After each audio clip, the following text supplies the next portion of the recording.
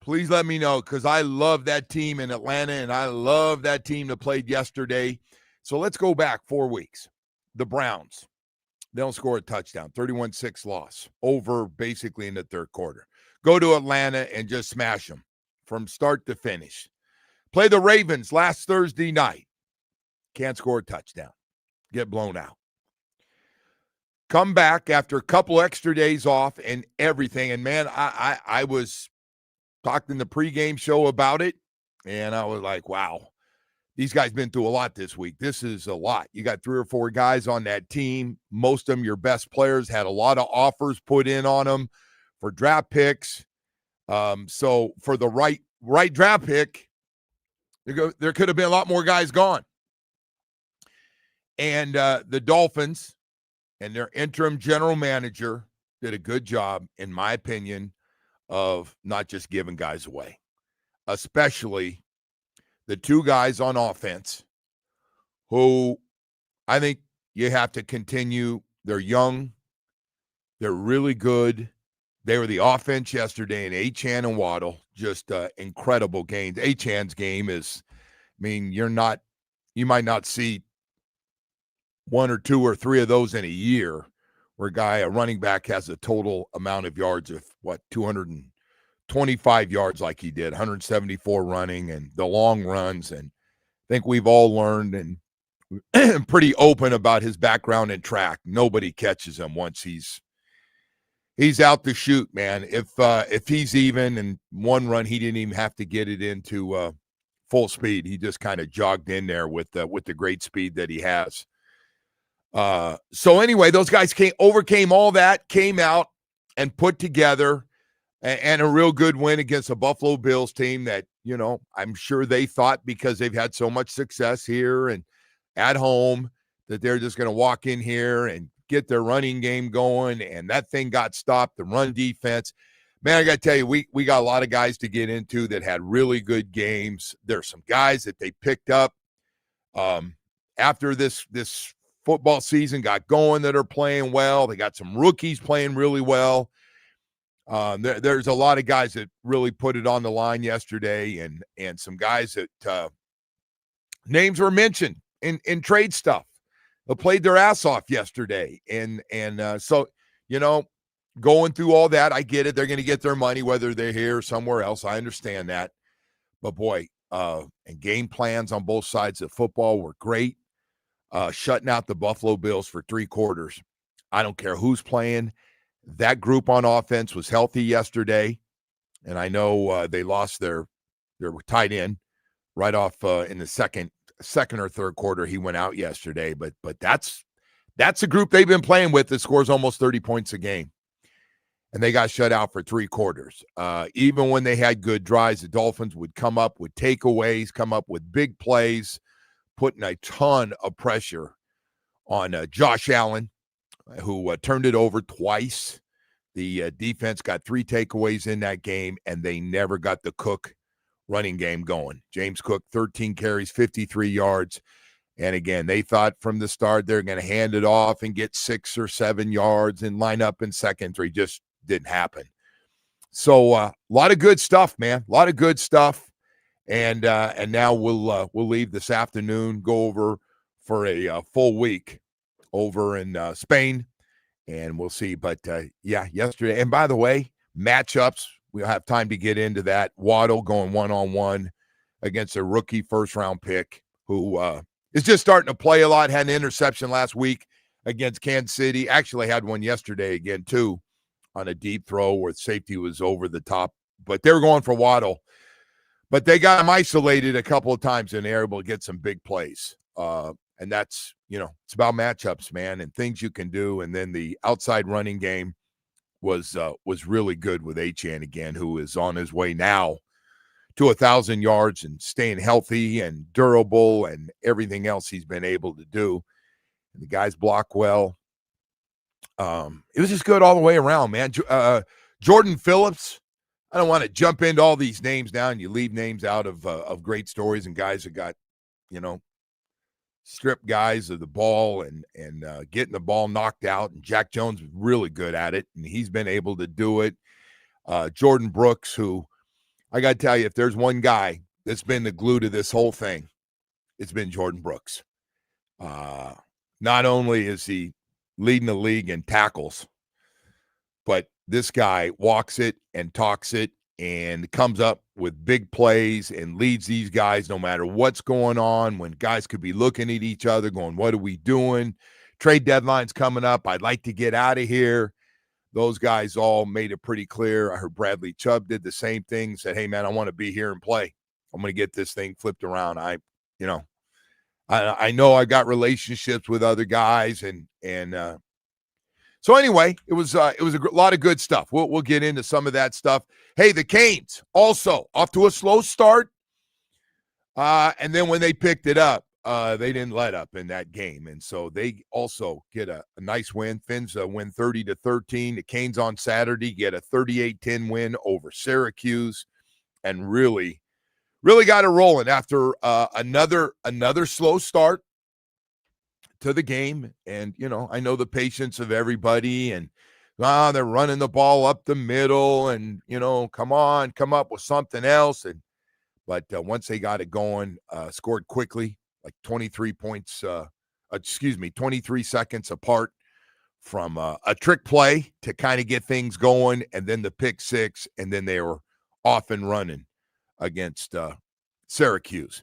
We also had the Panthers loss out in San Jose, but the Heat, how about that story? 6-4 now, and getting some great stuff, even with a couple of guys out of the lineup. Really, really good stuff, and congratulations to the Moss family. Inter Miami and the Messi Show get a 4-0 win over Nashville. They'll move on to round 2 as well in the playoffs with FC Cincinnati next. So we got a lot of stuff, man, a lot of stuff here before I take off, Woody, and leave you here for a couple of days. I will call in, don't get me wrong. Yeah, we're going to miss you out there, man. Oh, you won't miss me that much. Maybe not that much. But... You ain't going to miss me. Like my wife says, Woody, you could say it too. Everybody needs a break from Joe Rose.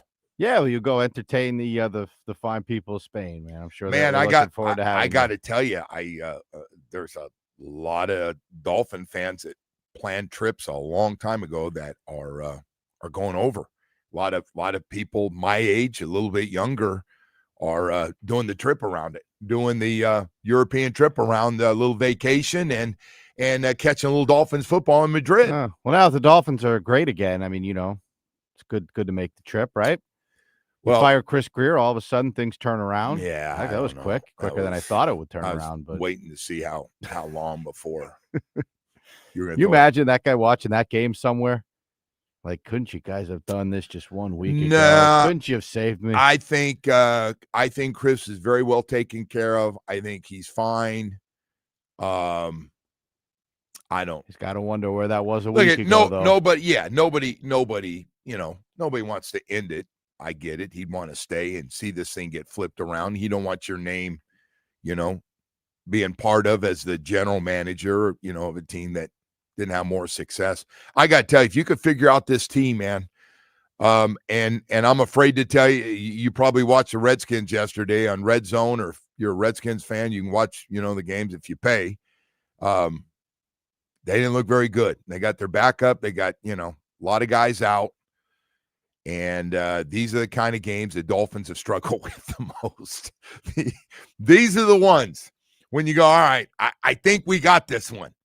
So we'll see. But, man, that was a fun game yesterday. And they did not let up. We're talking about that fourth quarter and like, and all of a sudden they got the A-Chan running there, and it was lights out. It was lights out. They got it running. Got some big plays on defense. And by the way, even on the scores, coverage was good. Guys playing a lot of different guys you haven't seen out there that all look good. A lot of guys have gotten better, which is this team is trying to win games, but you're also trying to figure out which guys you want to keep around next year. It's all part of what you have here the last couple of months of football. And a lot of guys got passing grades. How about if you start talking about guys, how about Juju? We pick him, this guy up 6'3", high draft pick, didn't work out somewhere else, comes here. His coverage was phenomenal yesterday. So anyway, a lot of really cool stories. We got the head coach of the Miami Hurricanes going to join us as they got another home game coming up here this week with North Carolina State's going to be in town. So we're gonna talk to him about the game and getting some young guys in there. Some guys having some breakouts. I thought maybe kind of the first time with some guys injured, giving some other guys some opportunity to shine a little bit. So we'll have all that stuff. We'll talk about with the head coach Mario Cristobal. Also got a little help in the ACC, but gonna need a whole lot more before we get going. Hey, right now this morning, I want to talk about what's going on at your South Florida Chevy dealers. They got a great message, and I love talking about it because, first of all, it's not just the truck family; it's the SUV family. The SUV family, yeah, I drive a Tahoe, and they asked me to cut back on talking about how in love I am with my black Tahoe. Now people go, hey man, you really are driving one. Oh yeah, man, it's comfortable. It's just the two of us. Occasionally the wife in there, but yeah, we really love each other. Hey, man, it doesn't matter if it's a Suburban, a Traverse, a Tahoe. They're fantastic, man. And you know what? The holiday season right around the corner. And how about the trucks, the big dogs? How about, the cleanup hitters of the Chevy family? That durable Colorado with a standard Turbo Max engine and impressive torque to a Silverado 1500 with all the power you get, man. Workday workhorse and the weekend warrior. Anything you need to pull or put in the back, not a problem. Hey, it's got plenty of power for you. And the Silverado HT, again, legendary horsepower, one of the hardest working beds in the business. If you work and this is how you make a living, you're up early with me this morning and you work 5, 6, sometimes 7 days a week because that's how you make a living and that extra money. Hey, man, whether it's a midsize, full-size, or heavy-duty truck, we got a truck that's absolutely perfect for your lifestyle and the way you work and live every day. I'm telling you right now, you got to check it out. Midsize, full-size, or heavy-duty truck, Chevy will never let you down. See your South Florida Chevy dealers today for outstanding offers going on right now.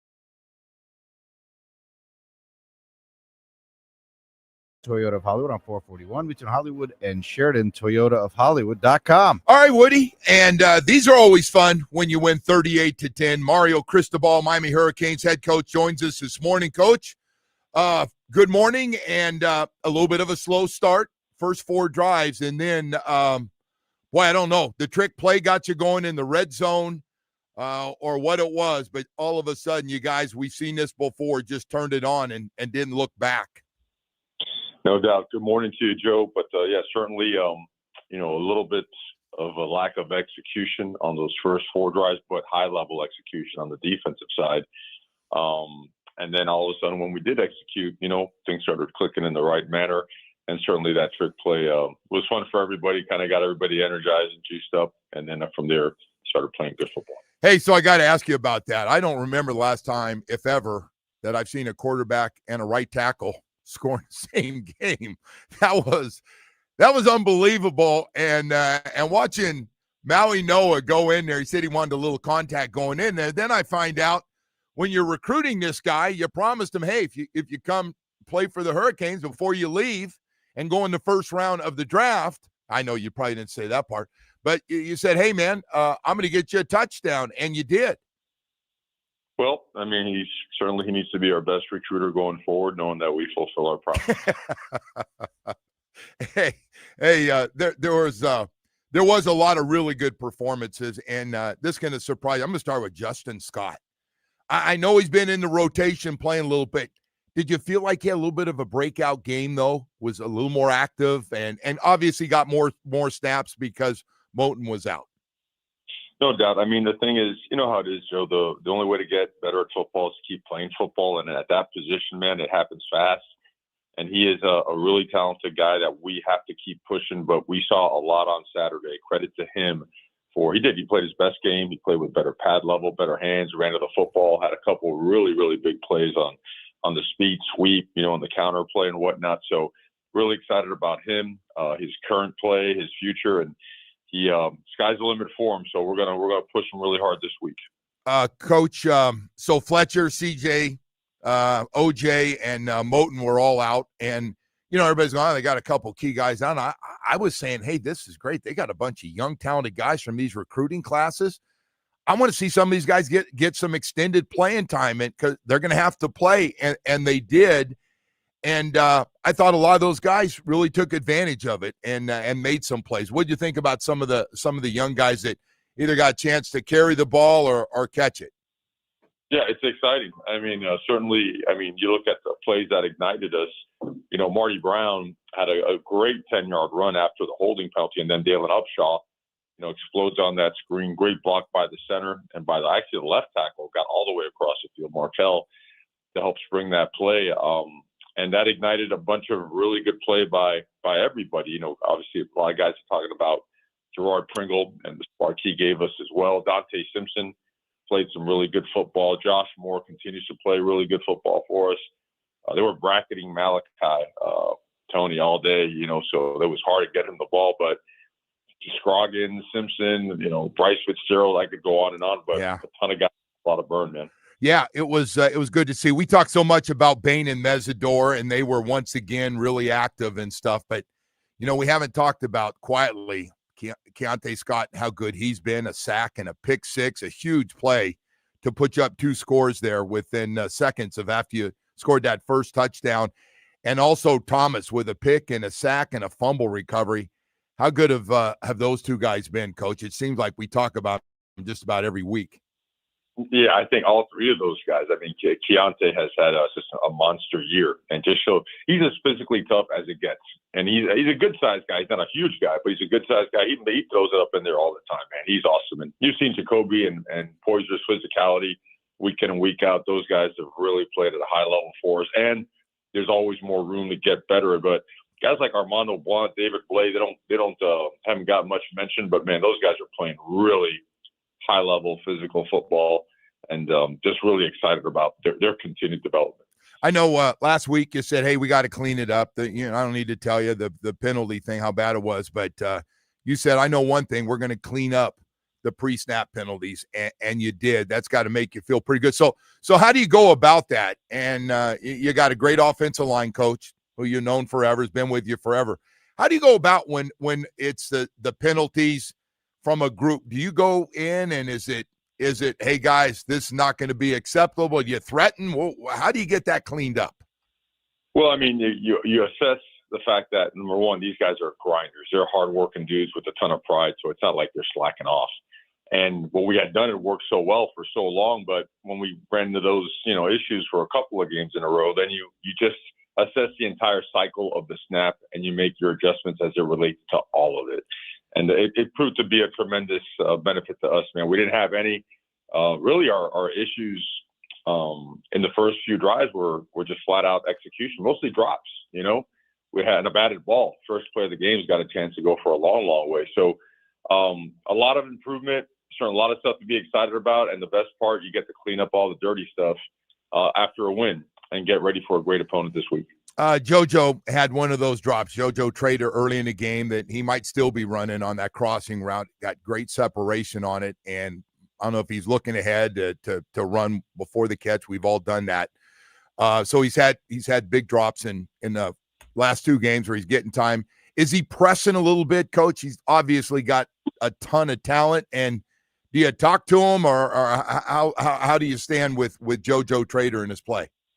Well, I mean, I think like everybody, when you don't execute at the level and the expectation, man, you say, hey, let's coach it better, let's teach it better, let's practice it better, and let's execute it better. And you keep rolling, and you give him opportunities, you give other guys opportunities, and you keep doing what's best for the player and for the team. So the approach is no different. The level of work that we do here is as high as you can push it. So we're just going to continue along those lines. The defensive side of the ball, I should have probably started with this. It was just like you said, it was just so good. 3 takeaways, 7 sacks, 11 tackles for loss. Just really got after them, even when they were throwing it. Somebody was in their face. A lot of times those two guys on the outside. How did that rank for the way this defense has been playing? It just looked like there was just absolutely no quit. Yeah, they get better and better week after week. Level of communication, execution, adjustments. And like always, a few plays they'd like to have back. We're throwing a bunch of young guys in there too, and we expect no drop off. And we've hammered that really, really hard and practiced it really well. So we just want to keep developing guys and raising the level of expectation. But hats off to those guys, man. They just bring it. They bring it all week, and it shows up on game day. I always, now that you've gone through it and the loss to SMU, was there any concern about what this group was going to look like coming back home to play? Were you concerned at all about that? No, I thought that they showed up, the entire group, the entire organization made a commitment to showing up with the right kind of energy, and showing up as men of action, man. Just go right at it, attack the things that we need to get better at, and then bring that enthusiasm to practice. Because without that, if you're not practicing at a high level and bringing intensity, mental intensity as much as anything else, and the right type of physicality and execution, it's not going to show up. And credit to the entire organization, everybody, all levels of the organization showed up with a great mentality and great energy. So Fran Brown, they got a shot on TV of you two. I don't know what was going on, and he's out on the field a little bit, and he's a fireball. Don't get me wrong. What's that relationship like with you and Fran Brown? It's just competitive, I think people overblow stuff, man, so it's football, man. You know what I mean? Play ball, let the players play, and that's about it. You don't get caught up when guys take shots or like the comment, I guess he said on TV, we had Miami on the brink of quitting at half before you guys scored a couple of touchdowns. And I know everything gets back to you. You just kind of let that stuff go, and that's part of everybody being competitive. I don't, the talk game is cheap, Yeah. I didn't look like a quitting bunch at 38-3. No. I thought, when I heard that, I thought it might go in the 50s, to be honest. Yeah, dude, I don't do the talk. No, you never have. I got to tell you, all that bullshit. You know what? It's funny. You never have when the jabs come in, whether it's in the recruiting side or on game day.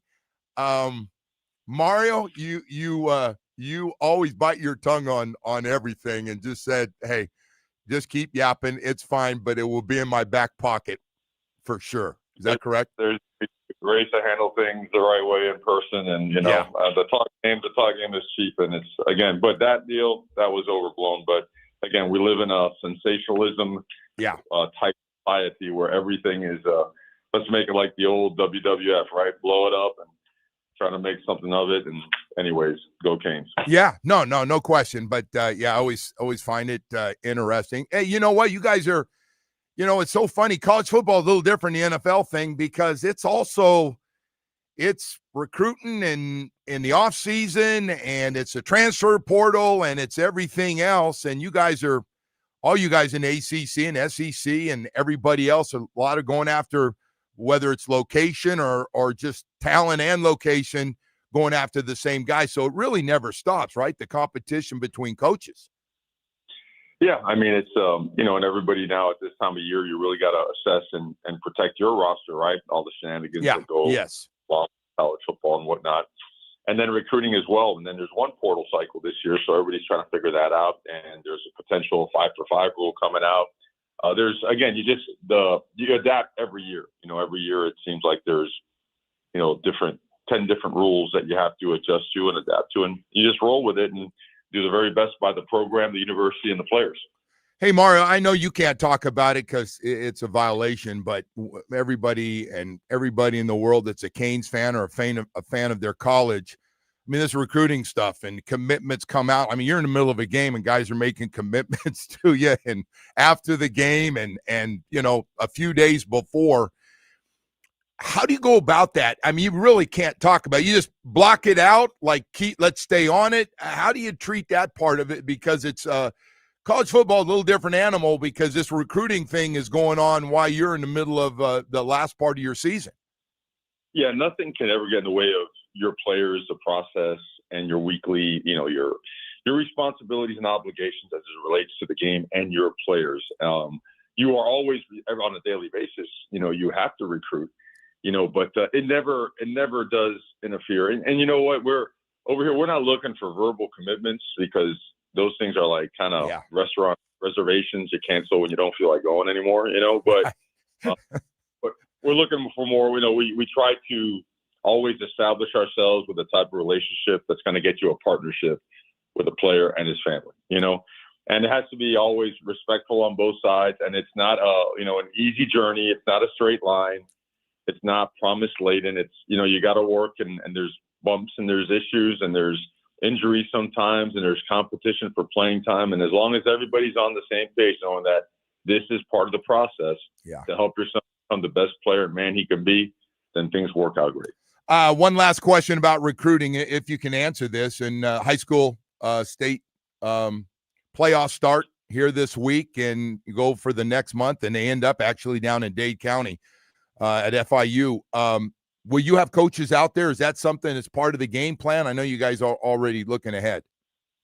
Yeah, you have to see where you're at from an evaluation standpoint. And I don't mean like looking at players. I mean the number. You get 33 for the fall. And then once you hit, you get into December, then it changes again. So you just have to make sure that you don't blow past the number of allotted opportunities you get. You'll get me in trouble. No, I'm not. Hey, people thought everybody's got an article every day on recruiting around here. Hey, final question. Fletcher, CJ Daniels, Frederic, and Moten, obviously really important players. You expect them back pretty soon? Could you have them back this week? I don't see Fletcher back this week, not yet, but he is getting better and he's getting closer and closer. I don't want to see him back, but it's going to be touch and go. I'll say that. But I'd say it'd be doubtful. I feel great about CJ, Ahmad, and OJ.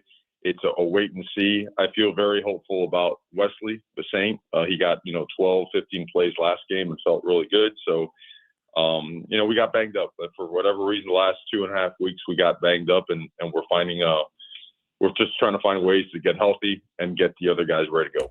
All right, hey Coach, thanks. Appreciate you spending some extra time and talking about everything with the team. I appreciate it. Congratulations on the win. Appreciate you, Joe. Go Canes. Have a good one, brother. All right. Mario Cristobal joining us here after a 38-10 win. Defense was out of this world again against Syracuse. Offense picking it up after that first quarter, and I guess after a little later on in the second quarter. But we've got a lot more stuff to get to. A lot of winning over the weekend. A lot of winning around here. Hey, before we go to break, though, I want to talk to you about something. All the guys getting up early this morning. It's Atlantic Men's Clinic. Yes, it is. It's the message. It's an important one. I think it's kind of a priority because it hit me, and it hit me hard, and that is low T and ED. Nobody wants to talk about it. Guys don't go around telling their buddies, hey, man, I'm tired all the time, and sex drive's gone. I have no energy. Hey, man, I don't think I'm going to be able to do it this week. Oh, I'm not going to be able to go out this weekend. Oh, man, I'm tired. Hey, man, if you're going through that, you probably have low T and ED, but you could do something about it. You can go to Atlantic Men's Clinic and get great results and knock it out. How would you like to turn back the clock? I don't know, 20 years, 25 years, 20, 15 years? How you used to feel when you had energy and you were walking and being active. And when you're staying active, back out playing, especially if you're still playing some of the sports you enjoy and staying active every day, getting out there for an hour or two, you burn calories and you lose weight. And if you gain some weight and you're trying to figure out why, probably not as active as you used to be. And then on top of that, the sex drive is not working at all. Mine was hit and miss, and then it was just gone. Boy, I tell you what, it's great having it back. And I don't know about you guys, but I wanted to make sure I got the most out of the fourth quarter of life, and I am in the fourth quarter, brothers. Hey, I just want to let you know, you can go to Atlantic Men's Clinic. They'll serve you up the PSA test, so you'll meet with their professional staff, and they're good. And they're going to put you on a program that's perfect for you. With 7 locations in South Florida to serve you, 7, including one in Hollywood. I go to Plantation, great people, 877-455-7300. Set up that first appointment, go in there, knock out ED and low T. How's that sound? Visit AtlanticMen'sClinic.com for more information.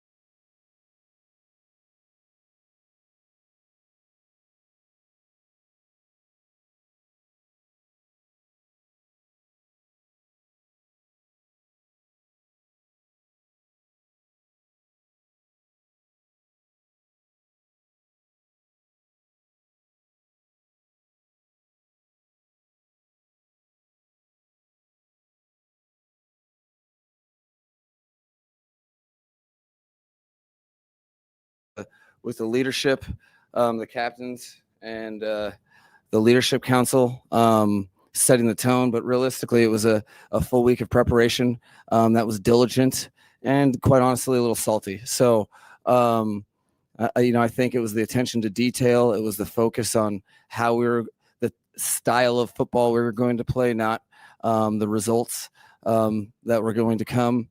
And, there was some complimentary football at its finest where, you get a stop, you get a special teams play, and you get points.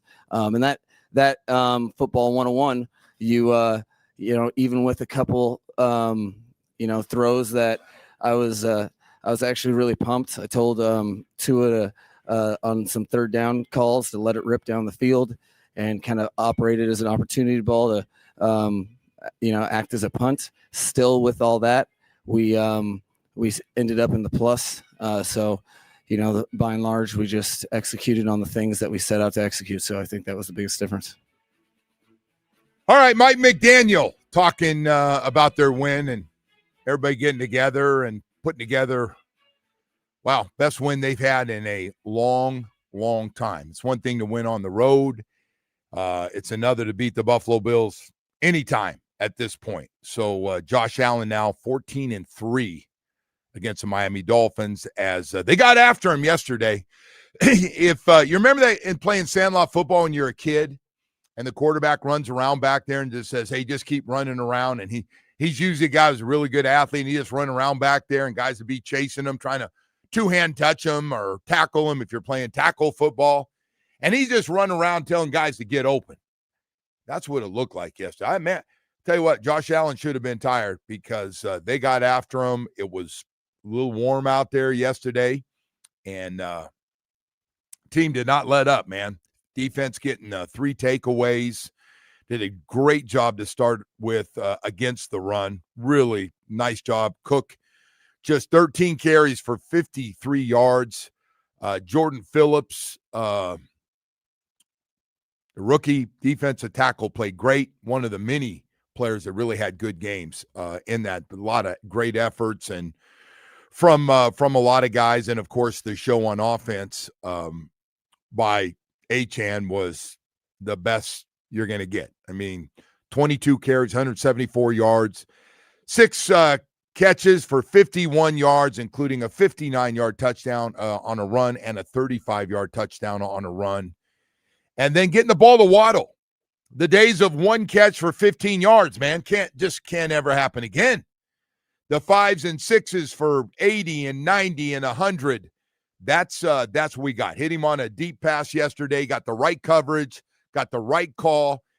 And by the way, when you're able to run the ball, that play action sure looks good, man. Off a play action fake when you're running the ball side to side or over your tackles, and all of a sudden you just step back there and you got one-on-one with no help from a safety coming over, and you got one of those. And it was a matchup you want. You're going against Maxwell Hairston, their number 1 pick, who just started playing, had an interception last week against Mahomes, but they obviously loved it and just ran by him. Waddle just gave him a little move, dipped inside, and just never lost any speed to the outside and got a lot of separation, and Tua put it out there in the end zone for him to catch in the back of the end zone. So just one of the really, really nice plays in this game that took place. I can't figure it out. I'm not even going to try. 31-6 loss to the Browns, I felt really good about. 34-10 win in Atlanta, I didn't feel good about, and they won. I thought, okay, they're coming back home. Ravens are getting some guys back, but, and I know it's Lamar, but they're going to have a chance to win. They lose 28-6. Get knocked around pretty good.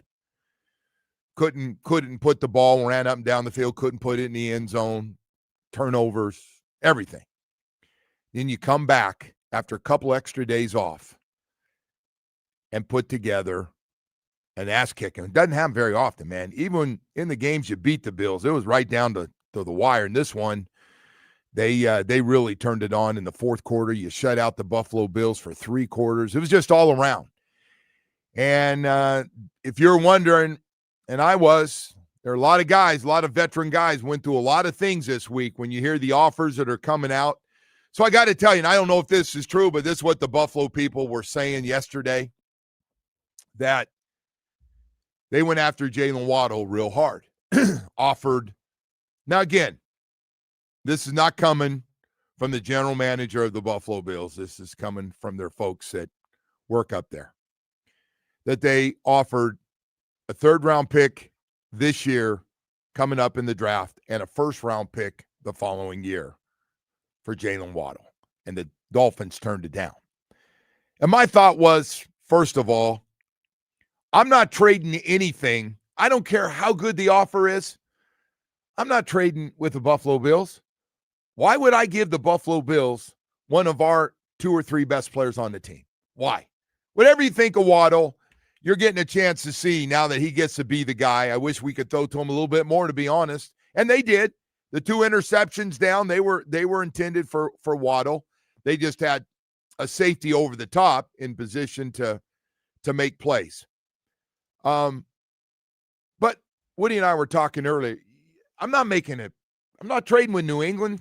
I'm not trading with New England, and I'm not trading with Buffalo. This thing's about the AFC. Before we talk about anything else and how many games we're going to win, it's about how you do in your own division. And right now, we're chasing by a pretty good margin, even after the win yesterday. We're chasing the Buffalo Bills and New England Patriots. And Patriots got another win yesterday and against Tampa Bay, a real good win for them. And so, but I'm not trading. Like, well, we're blowing up. Well, you can't just blow it up. What you're going to need guys coming back, and you want to keep your good young players. And for everybody that think, well, I mean, Waddle, we can get, yeah. Why don't you tell the Buffalo Bills that? You see that group of wide receivers? Even when they made a play down the field, even when they were able to make a play, we had great coverage on it. It was just a perfect throw to the outside and really good coverage. Those wide receivers they have, that group. No wonder they got to play sandlot football, and Josh Allen's got to run around for an extra 5 seconds to find guys open. It's like, just keep running until you get open, man, because they might be thinking I'm going to take off and run, and so they might be cheating up a little bit. And they did. They got a couple of plays where he ran around for an extra 5 seconds, side to side. And, of course, he got the strong arm and able to drop a couple in the middle of the field. But, yeah, I'm not trading with them. Not trading. I don't care what they need help on. You got to keep your best guys. You do. Unless the offer was stupid. And even then, why would you got a proven guy. And, I guess they're saying Achane now, NFL Network's reporting Achane had a zillion offers, everybody. And, of course, I don't know what they were offered, but I know Achane is a top 10 running back, and he's a young guy in the NFL. And he might be the fastest of all of them and breaks more long runs. And, seems like every time we talk about Achane, he quietly, whatever it is, he got a 5-yard average, whether it's not a lot of carries or he gets a bunch like yesterday. He gets 27 touches with runs and receptions and gives you 225 yards yesterday. Those guys are your offense. Those 2 guys are your offense. I'm not getting rid of them. If it's about winning, they were smart enough to go, hey, I know we want to improve our team, want to look to the future. I don't give up my best guys. There's some guys on defense that are getting close to 30. I want to keep them too, which, by the way, we are. Anyway, hey, we got 7 o'clock hour coming up. Did I mention Achane's got a big payday coming, though? Boy, that thing is that is right around the corner. That will be a conversation coming up very soon as well. We got 7 o'clock hour coming up. Omar Kelly is going to join us at 8 o'clock this morning. We'll get into to more of yesterday and now New England with that win against Tampa Bay, sitting there with, again, the same 3 teams, Denver, New England, and Indy, all 8-2 on the season. Wow, what a start.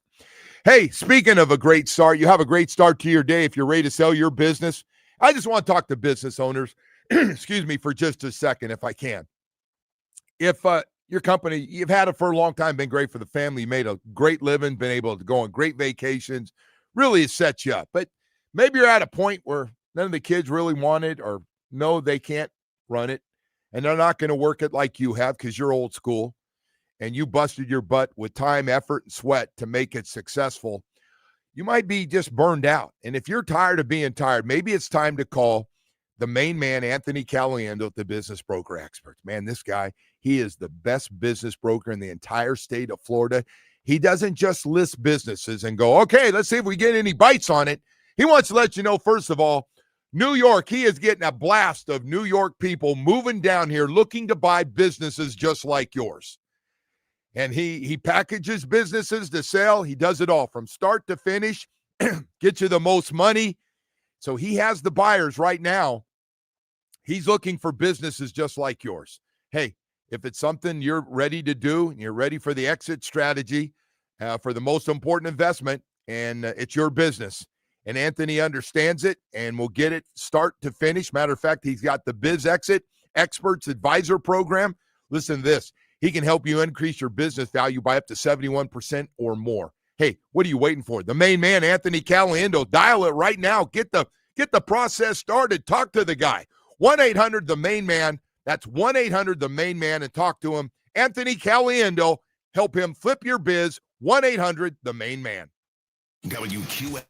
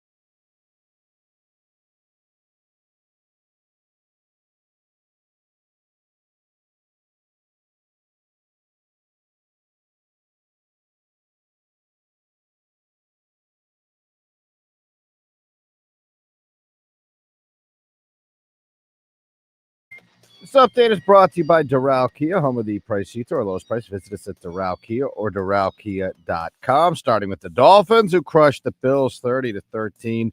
Devon Achane led Miami with 225 total yards and 2 touchdowns.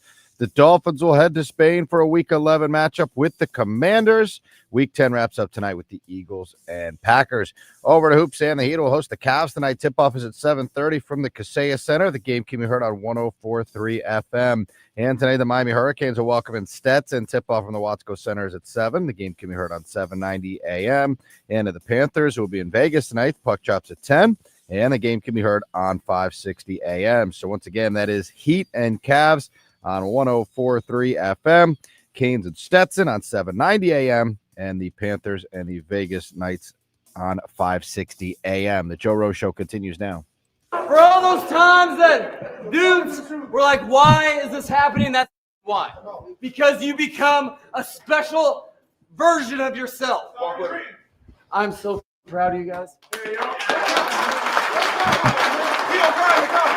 Cold-blooded. That was some cold-blooded guys. This is the whole point. Enjoy this one, guys, because you earned every inch. That's how you play football, bro. When we play couple years football, all levels, bro, I don't think no team in the NFL really can. They can't. They can't. Y'all see this put in week in, week out, bro, and that's how you go out there and make. Like you hurt. Hang on 3, 1, 2, 3. I do love those speeches in those locker rooms, man. To this day, they still get me a little jacked up, especially when they're throwing around those F-bombs, man. Which, if you're wondering, like there's something wrong with the sound or something, Woody, hey, man, it's locker room. It's like you can have it. It'll be in here, but we're going to throw it, so better make sure you take it out. And that was a fired-up group, and why not? Man, when was the last time the Dolphins were able to beat the Bills by 3 scores, 30-13 in this game? And by the way, all the problems they had in the fourth quarter, they didn't have yesterday. Even after Buffalo would score, come right back with the Achane machine and just keep rolling. Man, it's amazing when you look at total yards. And it's 2 guys, and it's the 2 guys, and that's great coaching. That yesterday was great coaching on both sides of the football. First of all, you got 2 guys. And you think, okay, they're going to key on those 2 guys.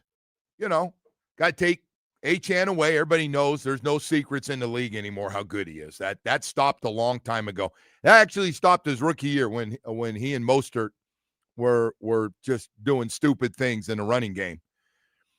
But finding ways to get Waddle one-on-one in a matchup you want, and they had some guys out, so hey, but that's what you do. All of a sudden, you get a young guy in there, hadn't played a lot, and you got a number 1 receiver. You find a way to get him isolated and run by him. I'm not talking curls. I'm talking a beautiful takeoff with separation for Tua to get the ball out there. And the second one was a post corner route. Again, nicely run against same guy. And so they did. And by the way, tried a couple takeoffs, and they had a few called in that game. The problem was safety was over there on a couple of them and ended up getting intercepted. But that, and, you know, you've got Achane going for 225 yards total. And then you throw in what you got from Waddle, just under 100 yards. And you look at those guys combined for 300 yards of offense. That's – I know you probably can't do it every week, maybe the matchups, but they did it yesterday. They knew what they were playing against. They knew what Buffalo struggles with, and they attacked it. They absolutely went after it. And I'm guessing the thought was that Buffalo probably knew going into that game, we're probably going to have to outscore these guys. And they couldn't keep up with the Dolphins.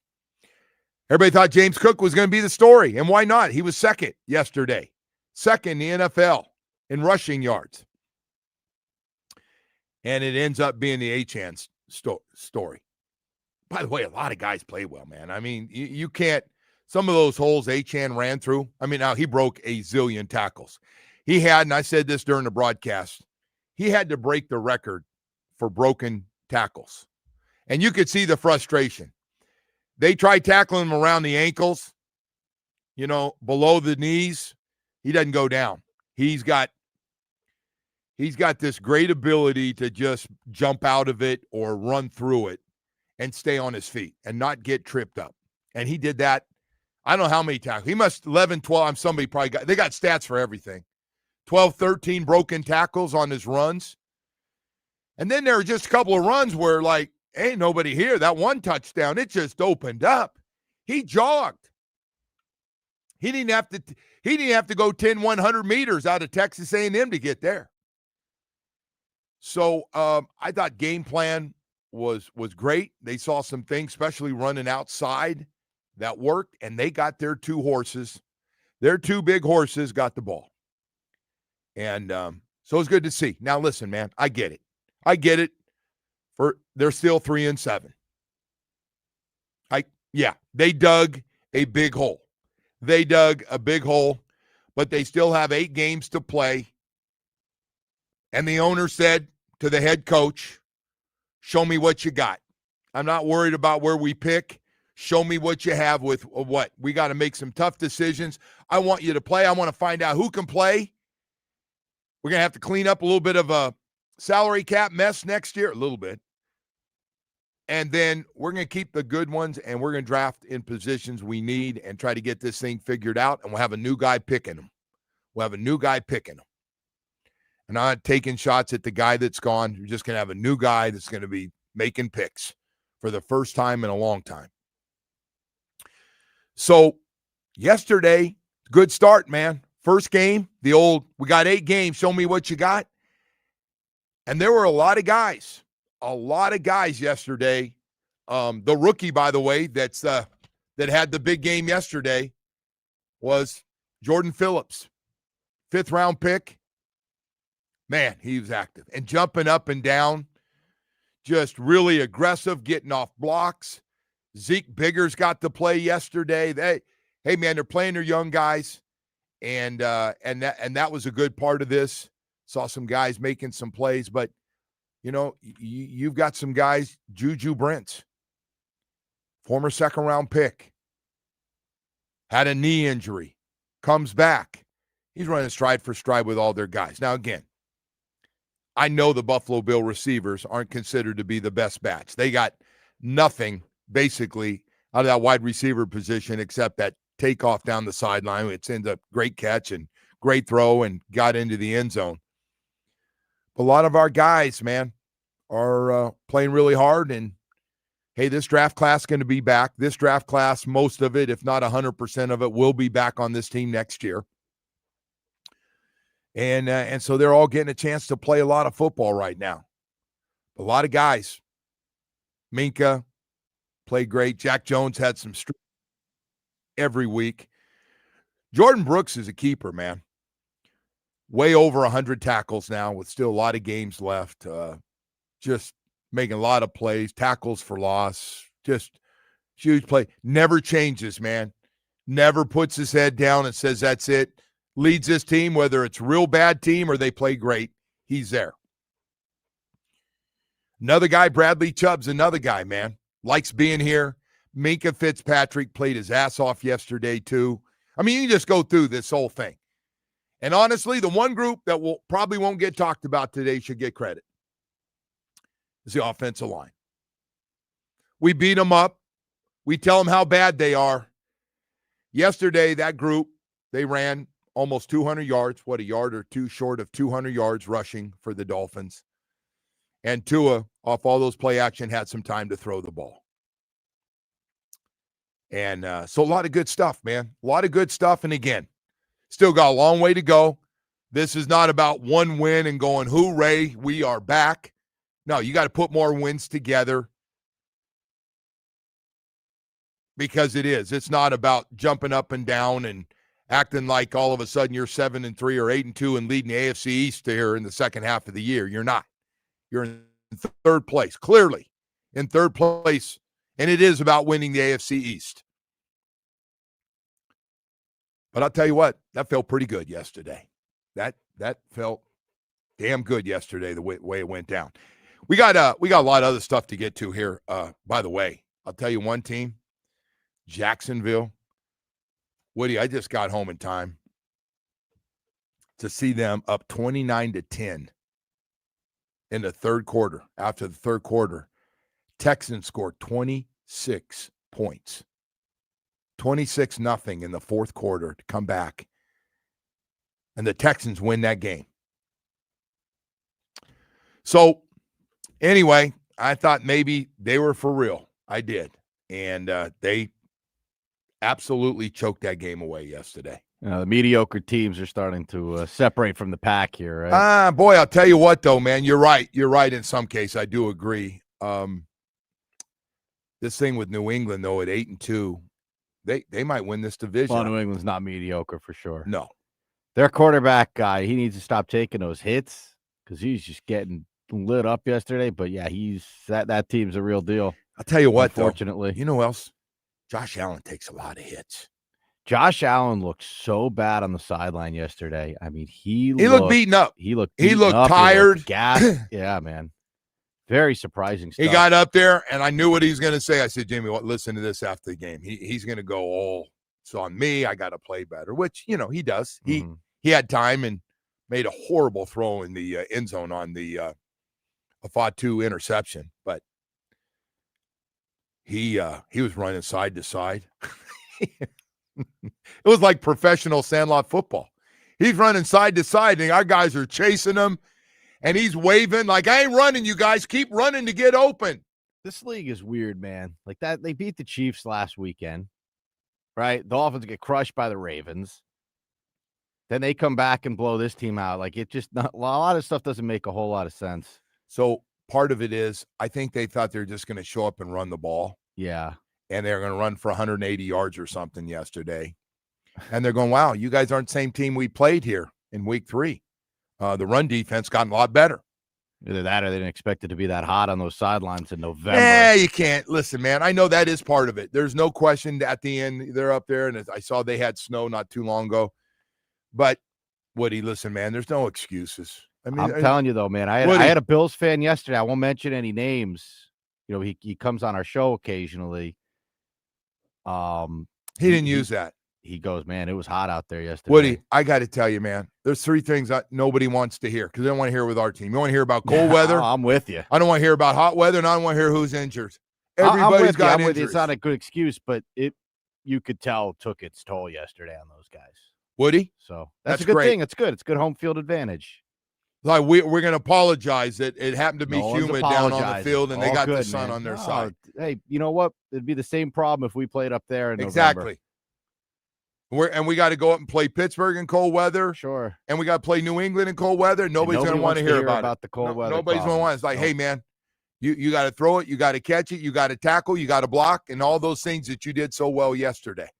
It is weird, though, man. The good team goes from beating the Chiefs to getting blown out by the Dolphins. So they had a lot of guys on defense out yesterday. But, again, hey, man, sorry some guys couldn't play. No, either. That's for sure. Nobody.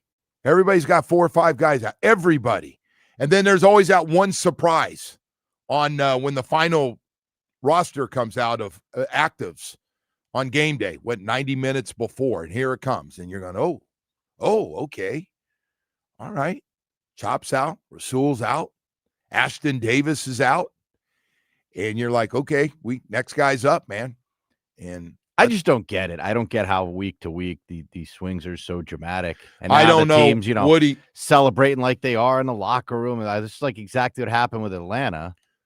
Well, first of all, this last 4 games, like, this is crazy. So we got to go to break here. You go to the Browns. You play the Browns. I felt really good one of the about worst that games game. they've ever played. The game is over. The pick 6 to start the third quarter. That game's over. Next week you go to Atlanta, and I'm thinking, oh God, Atlanta's run the ball really well against Buffalo. They're coming off the San Francisco loss. You hammer them from the start to finish. You're going, wow, they're back. Now they got Ravens on national TV. They're going to be ready to go. Lamar's coming back. He's got to be rested. 28-6, you lose. You're going, oh, boy. Now Josh is coming to town. Oh, my God. It's going to be the same kind of thing. And it was a slow start for both teams. And then Dolphins just all the problems they had went away yesterday against that Especially Buffalo when Tua Bills. threw one of those 30-13. fair catch picks early in that game. I thought, uh-oh. Yeah. This has the potential to get ugly here. Right off the bat. Anyway, none of it makes sense a lot of times in that league, man. But man, isn't it the NFL? Yeah, it is. I mean, the NFL is like, I know, yeah, there's no way they should win. How about Cal goes to Louisville and wins? How does that happen? I saw they had the lead right before the half. I went, Louisville get them in the second half. Cal's got a strong alumni base, a lot of deep pockets. A lot of those guys. Apparently, players. A lot of my former teammates are very successful out there giving money to that program. I've talked to the president of the Joe Rose Club. She said no. No. Hey, by the way, I got time to tell you about air around the clock, man, for just a second here. Love talking about air around the clock, air conditioning and plumbing, and the great work they've been doing. I like to just throw out a couple of numbers because it really is about great service, and I think this says it all. When you talk about trained and certified technicians, the best in the business, you talk about all the great licensed, experienced plumbers they have. Again, it is 7 days a week. It's 135 trucks on the road daily, and it's also 37 years in the business. You put all that stuff together, and then you throw in the fact that we got a warehouse full of water heaters and air conditioning units, meaning yours goes out and you know it's dead and it's not coming back. And you know in that air conditioning unit is like, it's done. Ain't coming back. That water heater, water everywhere. It's not coming back. Can't be fixed. Sure is nice to know air around the clock, air conditioning and plumbing got a warehouse full of all different sizes for you. With same-day installation is always the goal. I put a little pressure on them. Yeah, we try to do it the same day that you call. And if we can't, we're going to be there the next day, man. We got a box truck filled with all size Rheem water heaters. We are ready to go. And by the way, financing plan, still family owned and operated and still giving you great service. And I always tell everybody, man, the next time you have a problem and you're looking around, not sure who to use for plumbing problems or air conditioning problems, hey, I'm asking you to give air around the clock, air conditioning and plumbing a chance. 1-888-FIX-MY-AC. That's 1-888-349-6922 for air around the clock, air conditioning and plumbing.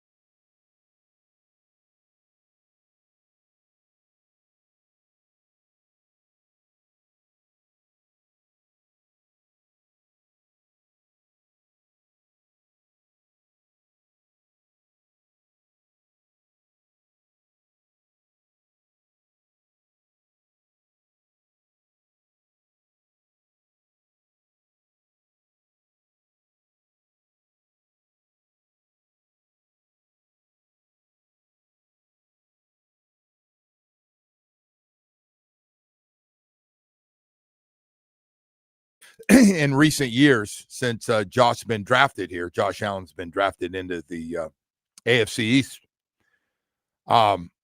So it's great. It's a nice win. I got a lot of this yesterday. A lot of people waited outside and talked to a lot of people leaving because I park out in the middle of a lot of you. Got to know a lot of you. We're 3-7. Great win, 30-13 win, but we're 3-7 after 10 games. That's not the goal. That's not the goal. But on the other side of this, for people are now claiming they want to lose. I'm not for losing. I'm not for putting in somebody else that's going to give you, because they don't have experience, less opportunity to win. I want you to still play your best players and try to win games.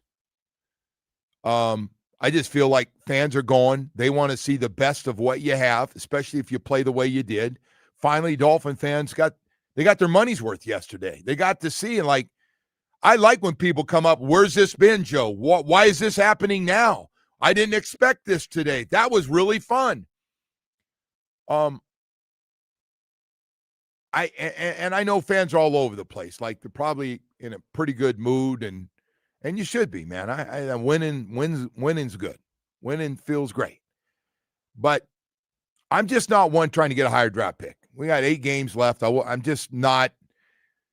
Tua gives you the best chance to win. I don't want to see Hewers in there quarterbacking. I don't. He'll get his chance somewhere down the road to be every quarterback at some point with injuries and everything else in the league will get a chance to get some starts. I'm just not aboard with losing. And I know, look, you end up winning 4 games in the second half or 5 games, and all of a sudden you barely miss the playoffs, and now you're going, are you happy now, Joe? We're picking 15th. How's that feel? I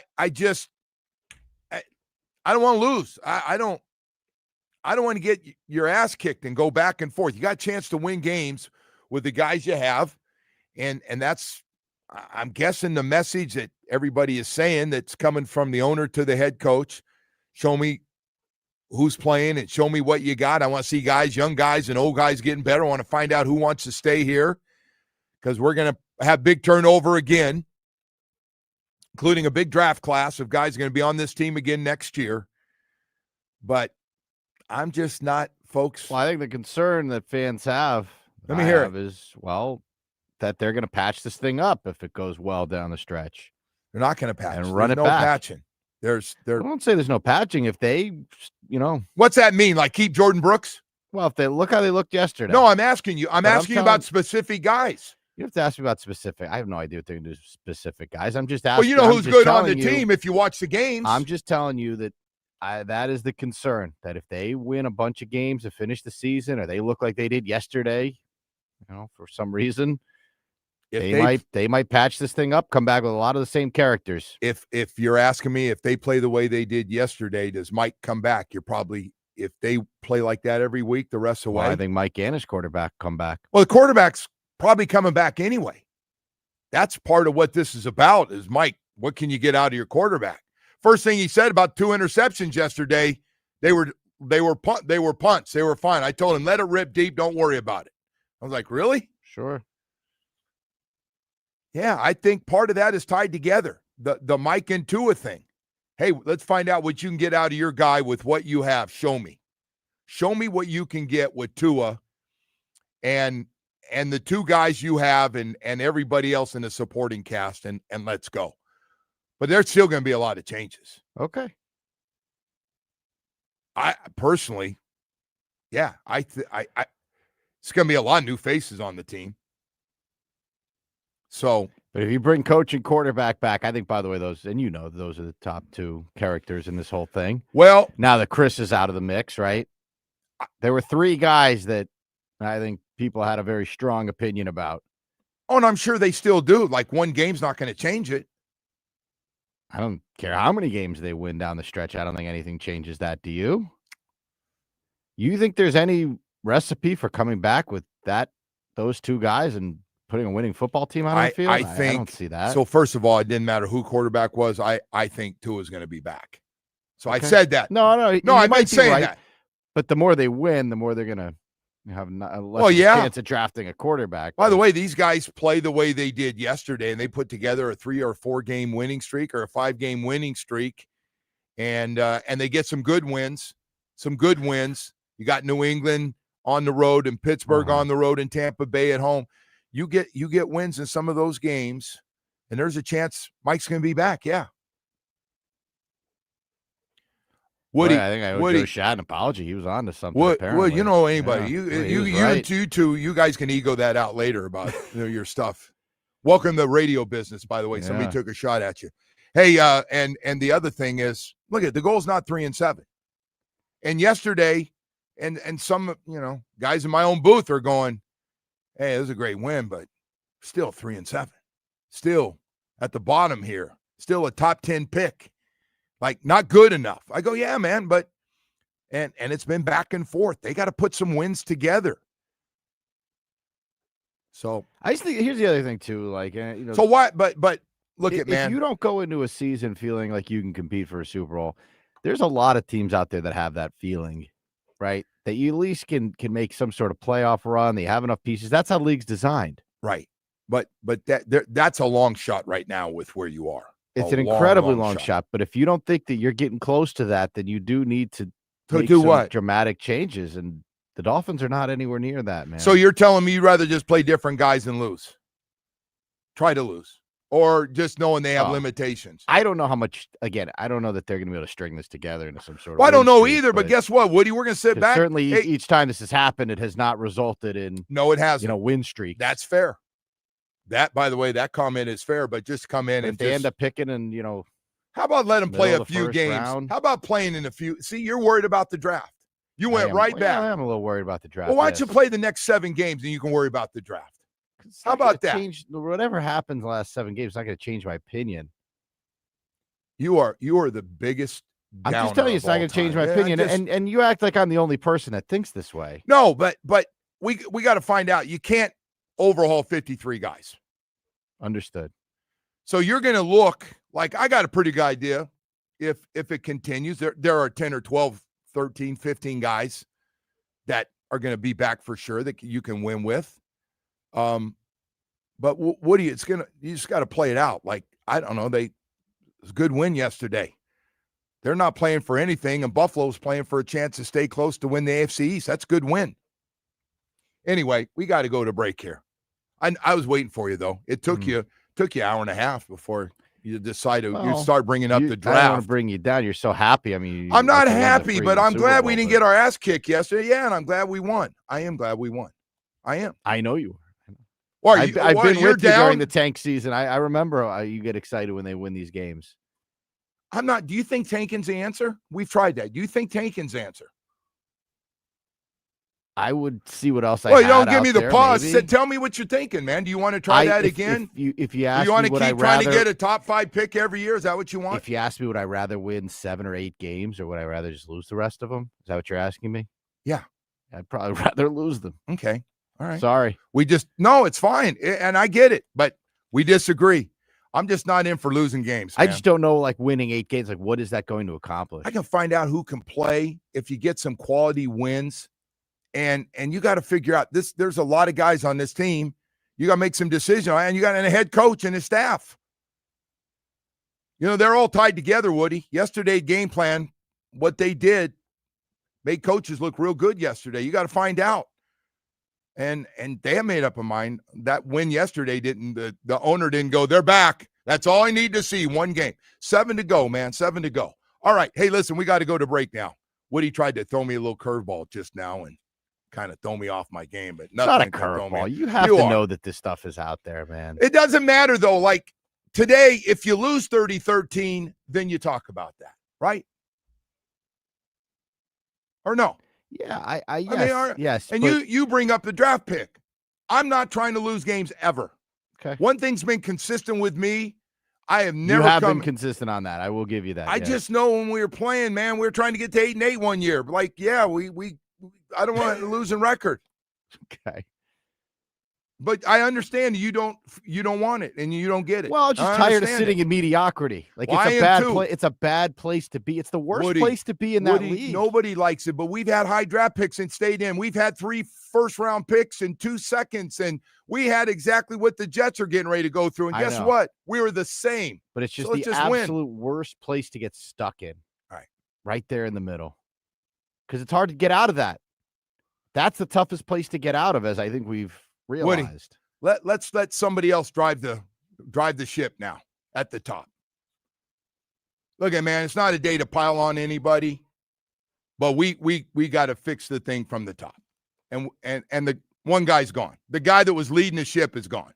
Nice guy, nothing against him, but it was time for somebody else. Well, maybe that was the problem. Let's see. Maybe now Chris got there and went out. I know the last 9 years didn't work. Hey, come on, man. We got to go to break here, Woody. You're going to get me way behind here. Hey, man, it's hurricane season. Is it still hurricane season, Woody? I'm not even sure.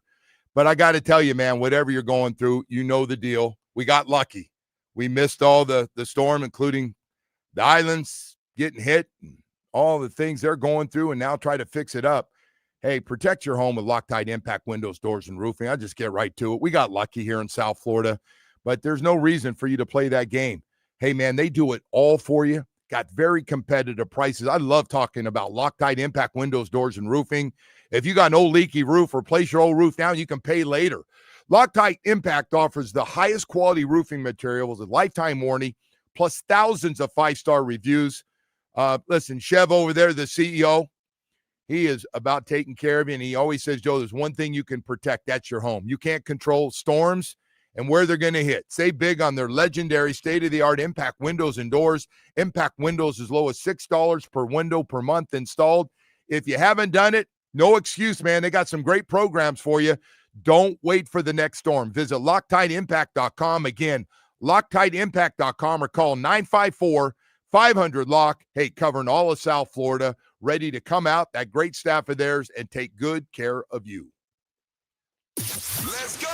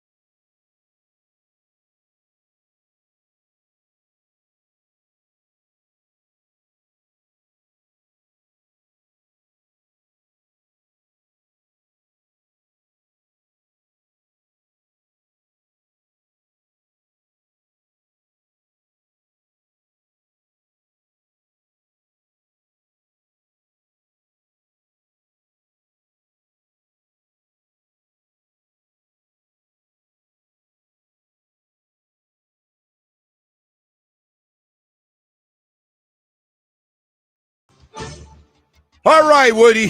What a day yesterday, man. Crazy. It was an interesting day of games. Starting Joe. with our game. Well, you had that game. Let's see here. The Falcons and the Colts was maybe the game of the day. It was early in the morning, but the Colts win that game in overtime, 31-25. Jonathan Taylor had a freak show of a game once again.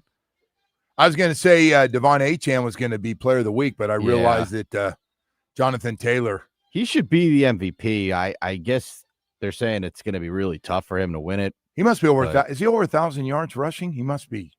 Well, I mean, he had like 300 yesterday, so I'm guessing he probably is. I can't believe it's so close after you run on somebody he's like got that. Like 1,139 yards, 15 touchdowns.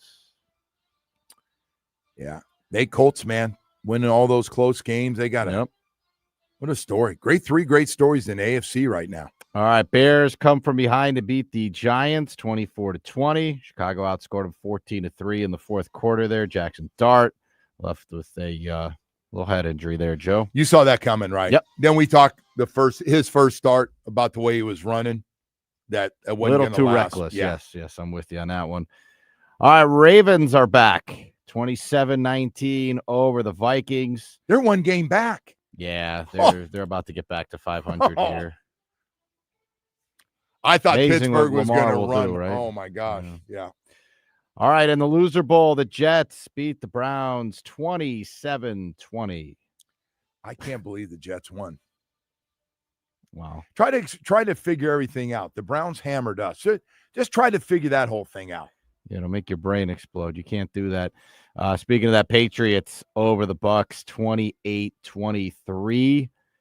Drake May, another big game.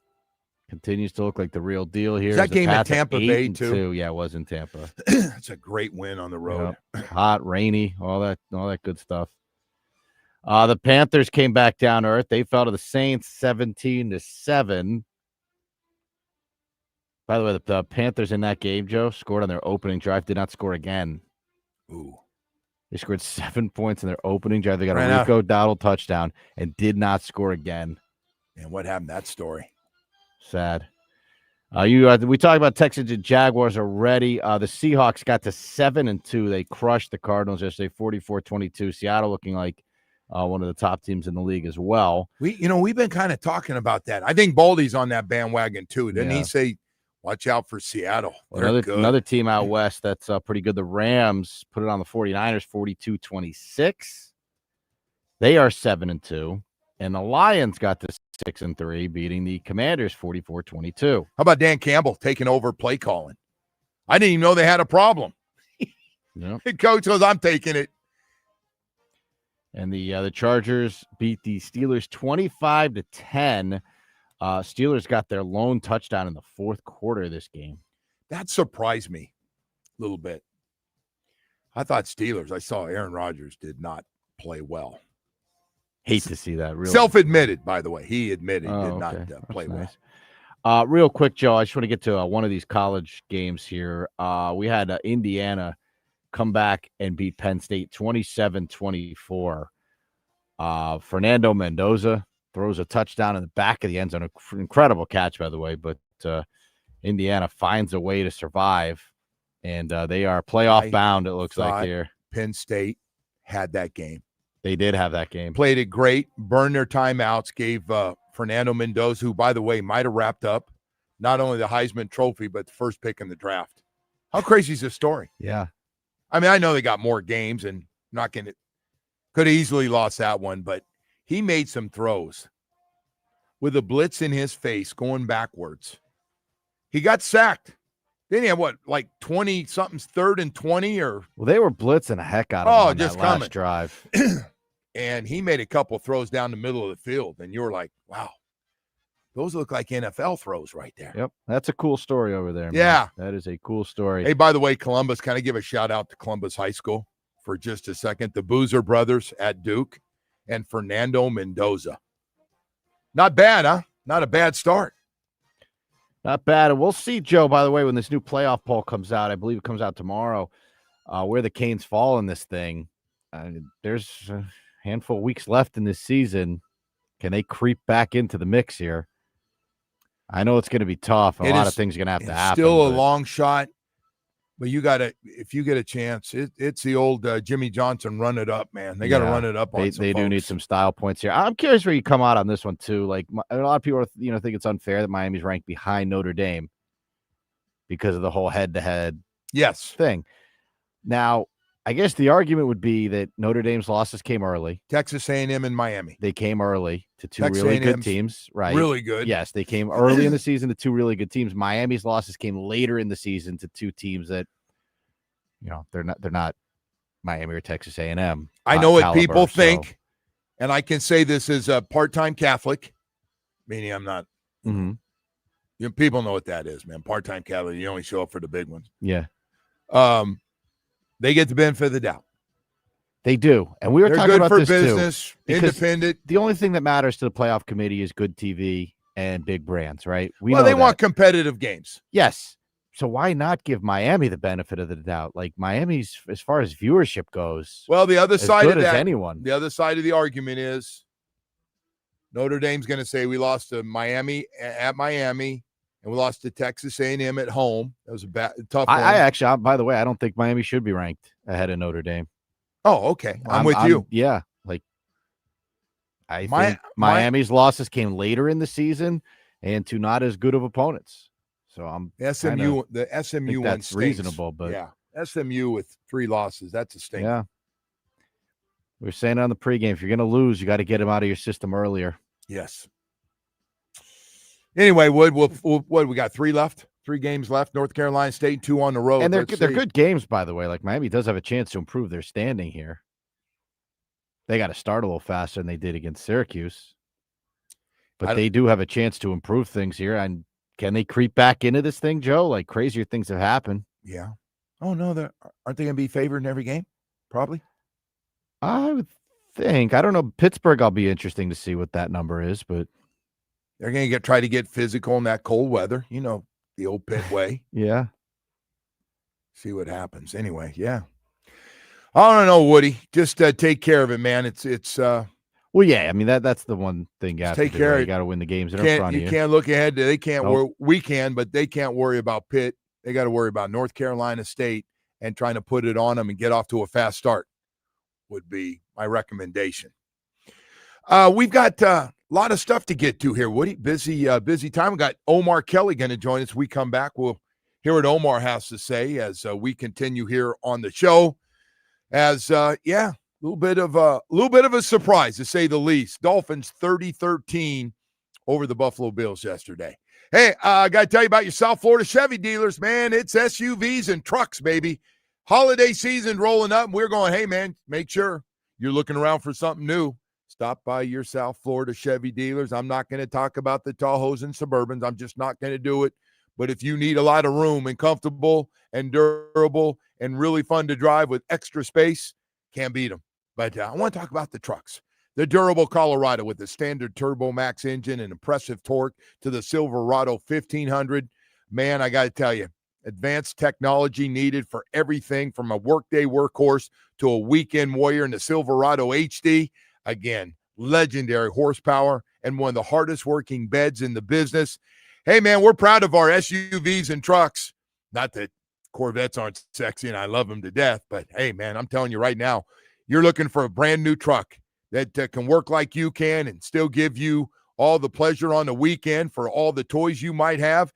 Hey, there's nothing like a truck from your South Florida Chevy dealers with great deals going on, whether it's midsize, full size, or just a heavy duty truck. We got one that's absolutely perfect for your lifestyle. See your South Florida Chevy dealers today for outstanding offers going on right now. Brad Evans here to help you.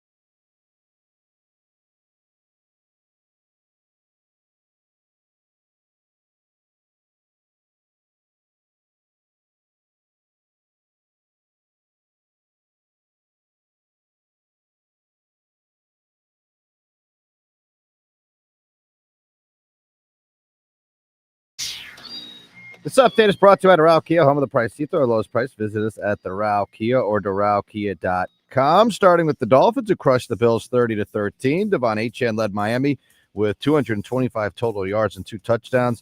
The Dolphins will now head to Spain for a Week 11 matchup with the Commanders. Week 10 will wrap up tonight with the Eagles and Packers. Over to Hoops, and the Heat will host the Cavs tonight. Tip-off is at 7:30 from the Cuse Center. The game can be heard on 104.3 FM.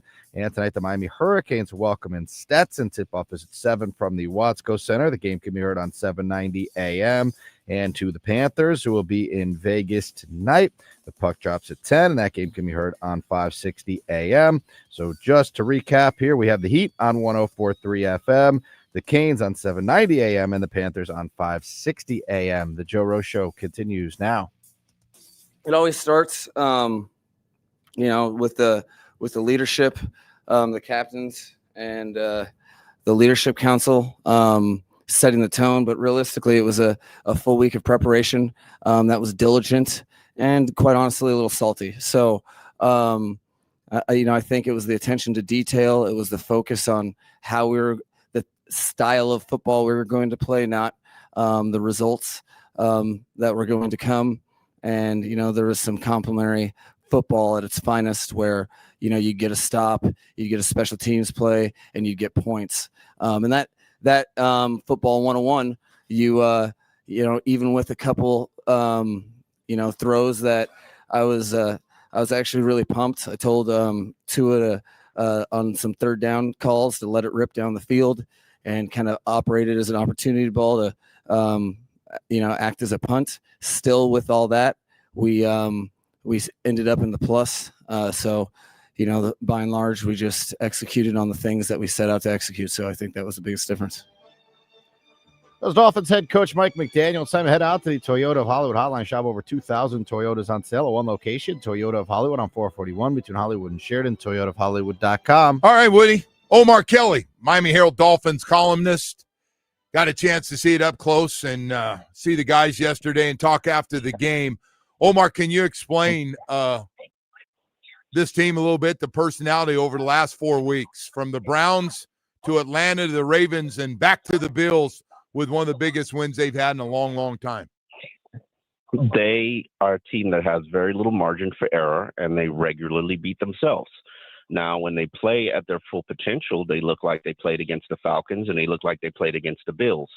But obviously, you rarely ever get a perfect game from a team.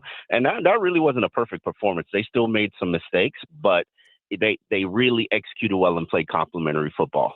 Yeah, and they got it from both sides of the ball there. The defense playing great as well as the offense. But hey, I want to ask you, the one thing I really liked, I know Achane was fantastic in the running game and everything, isolating Waddle on a rookie on their first round pick. And and by the way, they tried a few times over the top. You probably heard the soundbite from Mike said, I didn't care. It was a punt. I don't know if I buy that, but he's saying it. Oh, I love it. Yeah, but anyway, hey, it worked, and they got some big plays out of that matchup.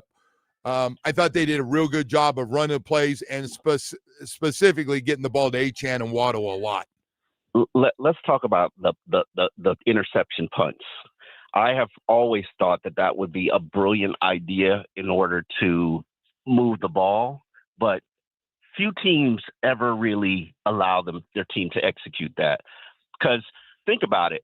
If you put the ball up, 2 positive things can happen and 1 negative thing can happen. I like my chances, especially when I'm throwing the ball 45 yards. Now, would it be great if you had a quarterback who would throw the ball 60 yards? Yes, but that's not who we have. But I just like the opportunity to put it up there to Waddle and give him a chance to make a play, especially if you get the right look. So, but that wasn't the right look. Is my only point. I hear what Mike's saying. I get it, and I've heard that before. But you had a safety the first time right down the middle, even though Waddle thought he beat his guy when he made the move back inside to go around him on the deep pass. You've got a safety who ends up getting the interception on the first drive right there. So that's the only thing is you had other guys back there. It wasn't a one-on-one throw it up. I get those. Yeah. But anyway, hey, listen, Mike's got his guy and listen, good move by him But, yeah, I don't know about the interceptions. But, listen, everything else worked yesterday. Yeah, the 6 offensive linemen. I love that. I'm glad they're expanding upon that. We still haven't found a third weapon for this team. There's Devon Achane and then there's Jalen Waddle. That's right. We really have nothing else. And I'm pretty sure teams are going to catch up on that if they haven't already. Catch up on that and create a strategy for it. But the run game was complementing the pass game. That's the thing. When Tua has play action open, it opens up the entire playbook. When he doesn't, he's going to suffocate. And so that's who you are as a team, and you can't trail big. You just can't trail big because without the run game, there is no deception to Tua's game. Hey, so we got 7 games left. Woody and I have been going back and forth. I'm just not in. I'm not into losing, man. I'm just not into losing games. I'm not into it either. As a chairman of the Tank for Tua campaign, I've learned my lesson. Losing is a culture just like winning is a culture. Correct. I do not want to create a losing culture, or actually, I would like to shed the losing culture we got around here. And I get it. I get if we play really well and we end up, we could end up picking, in the middle of the draft. And I get it. It's not a top 5 pick, and you might lose some guys you really like. But yeah, I'm on a whatever thing too. I want to find out who can play. We had some nice stories yesterday. Hey, all of a sudden there's some guy, Juju. I want to see more of Juju Brents now at 6'3". Absolutely. And I'm like, where the hell has he been? I don't know, but he looked really good. Hey, listen, a lot of guys got a chance to play. Jordan Phillips, all of a sudden, he looked fantastic in the middle yesterday, making some plays, getting off blocks and jumping up and down like he's in high school again. I just thought some of that stuff was great for this defense. Absolutely. You're starting to see some of the rookies really start to show, they took their lumps early in the season and they were experiencing some of the growing pains, but now you're starting to see Kenneth Grant and Jordan Phillips and Dante Trader and hopefully soon Jason Marshall Jr. will step up. We finally got to see Zeke Biggers. They actually, broke the glass open and put him into the game. So that was great. I'm at the point, Joe, where this final 7 games of the season, show me everything. Yeah. I need to know if Ethan Bonner could play. I need to know who the hell Juju Brents is. I agree. I need to I'm know with you on this. Greg Dulcich, figure out who can play on this team so that the next GM can know exactly what he has and know exactly what he has to work with. There were back in the 2019 season, we discovered Zach Sealer, and look where he is right now. Who knows if Juju Brents is going to suck, against Washington? But damn it, I need to see. I want to see, because the way he played yesterday, I'm like, why is he not starting? Yeah. Hey, offensive line. I know we're and I'm guilty too. We're sitting here talking about just how good Achane had one of those real special days in the NFL with 225 total yards. The run blocking, pretty good though. Yeah. Pretty good group. I know the 5 guys, and I don't know when the right guard and right tackle are coming back, but those guys they've held in there pretty good overall, don't you think? I think when they're in the 6 offensive line package, Joe, I think they are special. I think that they can be what Tua needs. And I think when they're not, especially without Julian Hill, I would rather have Tua have 6 offensive linemen and 4 weapons than have 5 offensive linemen and 5 weapons. Because really, if we have 5 weapons, everybody knows we're only throwing at 2 of them. Yeah. So, maybe a third. Like, what's the point? Let's get out there and get him some protection so that he can actually feel comfortable in the pocket.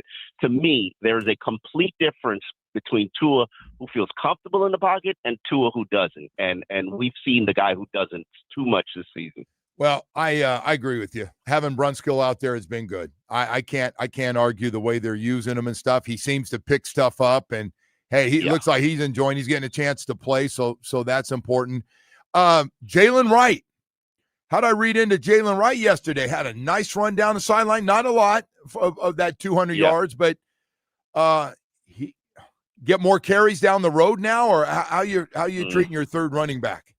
I don't know. Maybe he earned those in practice, because he certainly seemed to play more ahead of Ollie. I don't know if Ollie is battling an injury that probably slowed him down, but Jalen Wright, boy, he has been pissed all year from even before the knee injury. He doesn't even talk to the media. He's just angry at us because even though I told you he had probably the best off season, when you come to camp and every back is better than you, what am I supposed to do? Lie to the people?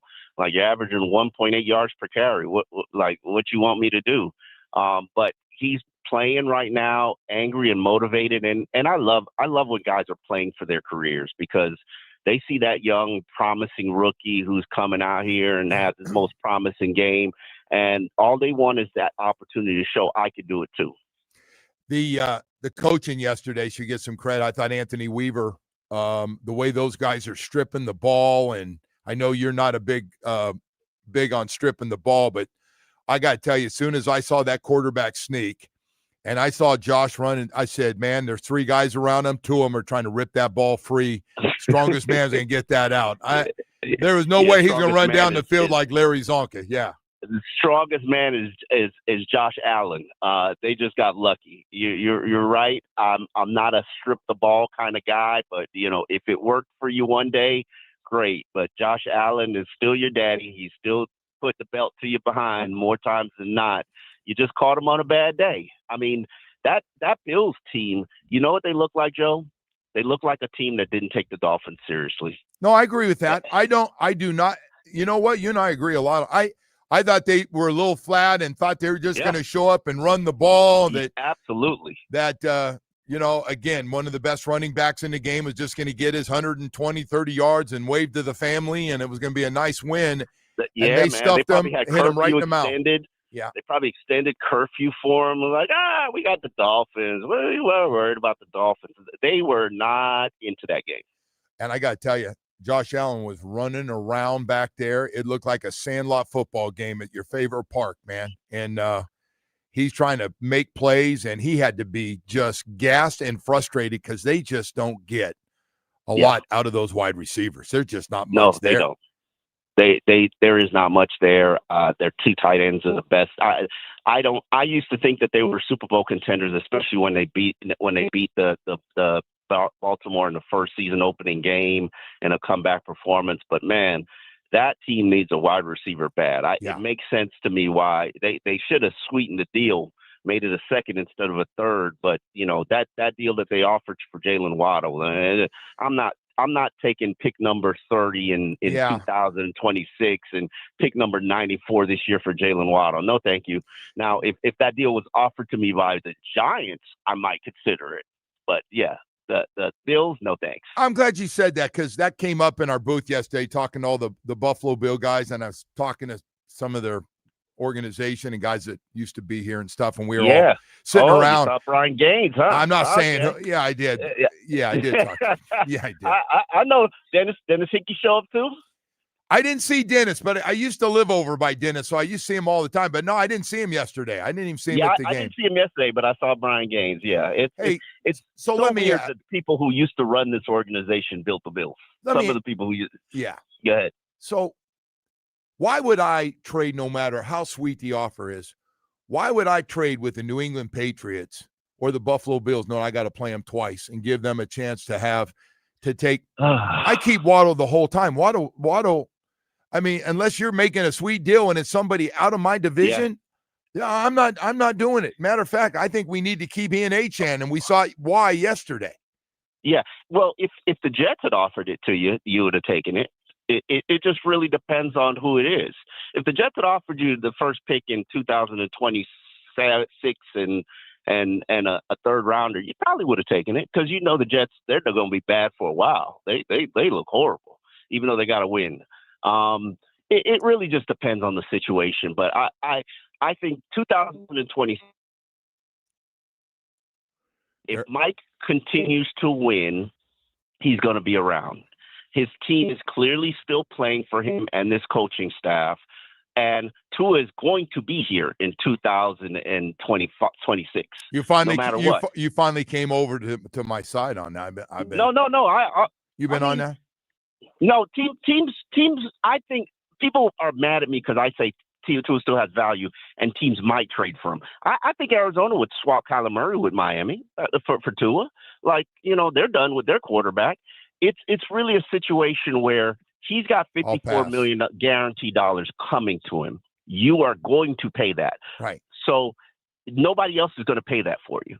So you make the best of the situation in 2026. And, weirdly enough, the best of the situation might be to keep Mike around for another year. Let's go past. Woody and I have been beating this up all morning. Let's go through some more games. But that's a good start. Don't get me wrong. So that's a big win, man. Winning record. Team that's owned us, since Josh has been here. We've only beaten them twice, now 3 times. But you got to see more, right? I'm guessing the owner's not going to go by one to see what personality is going to show up over in Madrid first, right? Definitely. Yeah. The rest of the schedule, you're talking about Washington with Marcus Mariota, Saints, even though Tyler Shaw. I looked at that. I'm with you. I know. And Joe Shad looked at it too, and he called out Woody. They got in a little spat there. But yeah, he looked at that. He looked at that record and he goes, "Hey, folks, 7-10 could happen." And I told Woody, I go, "Woody, I know what he's looking at because I looked at that schedule, and some of those teams, it and could." If you think about it, and they hadn't lost those 3 fourth quarter games, you'd be looking at a 6-win team right now if they actually knew how to finish games and close out games and play complementary football. Yeah, but they did. Now, yeah, they didn't. And look at the Giants. The Giants, they look great till they didn't. Look at Atlanta. They look great till they didn't. Teams have to learn how to win, and you have to learn how to finish out games. Unfortunately, this team doesn't know how to do that. But I do want to say, everybody in the Dolphin circle, all they say is Tua can't beat good teams. Okay, so what happened on Sunday? No, he made his share of plays. Yeah, he did. No, I get it. He did. That's good. It's good on his resume. I always say the Dolphins can't beat good teams. It's not just Tua. And just like Tua helped and contributed to a win over a good team, he also helps and contributes to losses to good teams. So it's a collective thing. I know Tua makes the most money, but this isn't all about Tua. It's about an offensive line. It's about a running game. It's about a defense that can get pressure. It's a secondary everything that can get turnovers. I'll guarantee you, though, it was nice for Tua to have 200 yards 200 yards of total rushing yesterday, and 174 with Achane helps in a big way that he doesn't have to throw it a zillion times. But hey, man, he made a couple real nice throws. To your point, yes, he did. Hey, Omar, thank you, man. Appreciate you coming on here this morning. I heard you going to Madrid early. Look at that. I am going to Madrid, but are you going by yourself over to Madrid, huh? You know I'm not. All right. you know I'm not. No, I got so busted. I didn't sell that very well, did I, man? That was real weak. That was a weak, fraudulent job I just tried right there on you. Anyway, Omar, thank you, bud. Take care. Can't wait to see you and your friend. All right. See you, Joe. All right. Omar Kelly, Miami Herald Dolphins columnist, getting ready to head over to Madrid. Hey, right now, before we get back here to the show, we got a lot more stuff to get to here this morning. I want to tell you about Dr. Barry and his staff, Recovery Unplugged. I want to talk about the great work they're doing. Hey, man, a lot of guys out there, been down and out off the road a little bit, if you know what I mean, in a funk. Let's just keep it at that. Better known, I guess, now as mental health, right? Going through hard times and you just can't get out of it by yourself. And whatever you're doing is not working. Hey, man, I'm telling you, Dr. Barry and his staff have seen it over and over. They can help you. It's a game changer for you. Here's one for your mental health. Recovery Unplugged Behavioral Health has a beautiful mental health residential program in Fort Lauderdale. For 12 years, they've helped over 20,000 people heal with expert clinical team and innovative treatments like the ketamine therapy for depression, anxiety, and trauma. Listen, if you or someone you care a lot about needs a winning strategy, needs some changes, call 954-737-4508. That's 954-737-4508, or visit recoveryunplugged.com. Everyone deserves a great season in life. It's your turn. Recovery Unplugged. Heal out loud.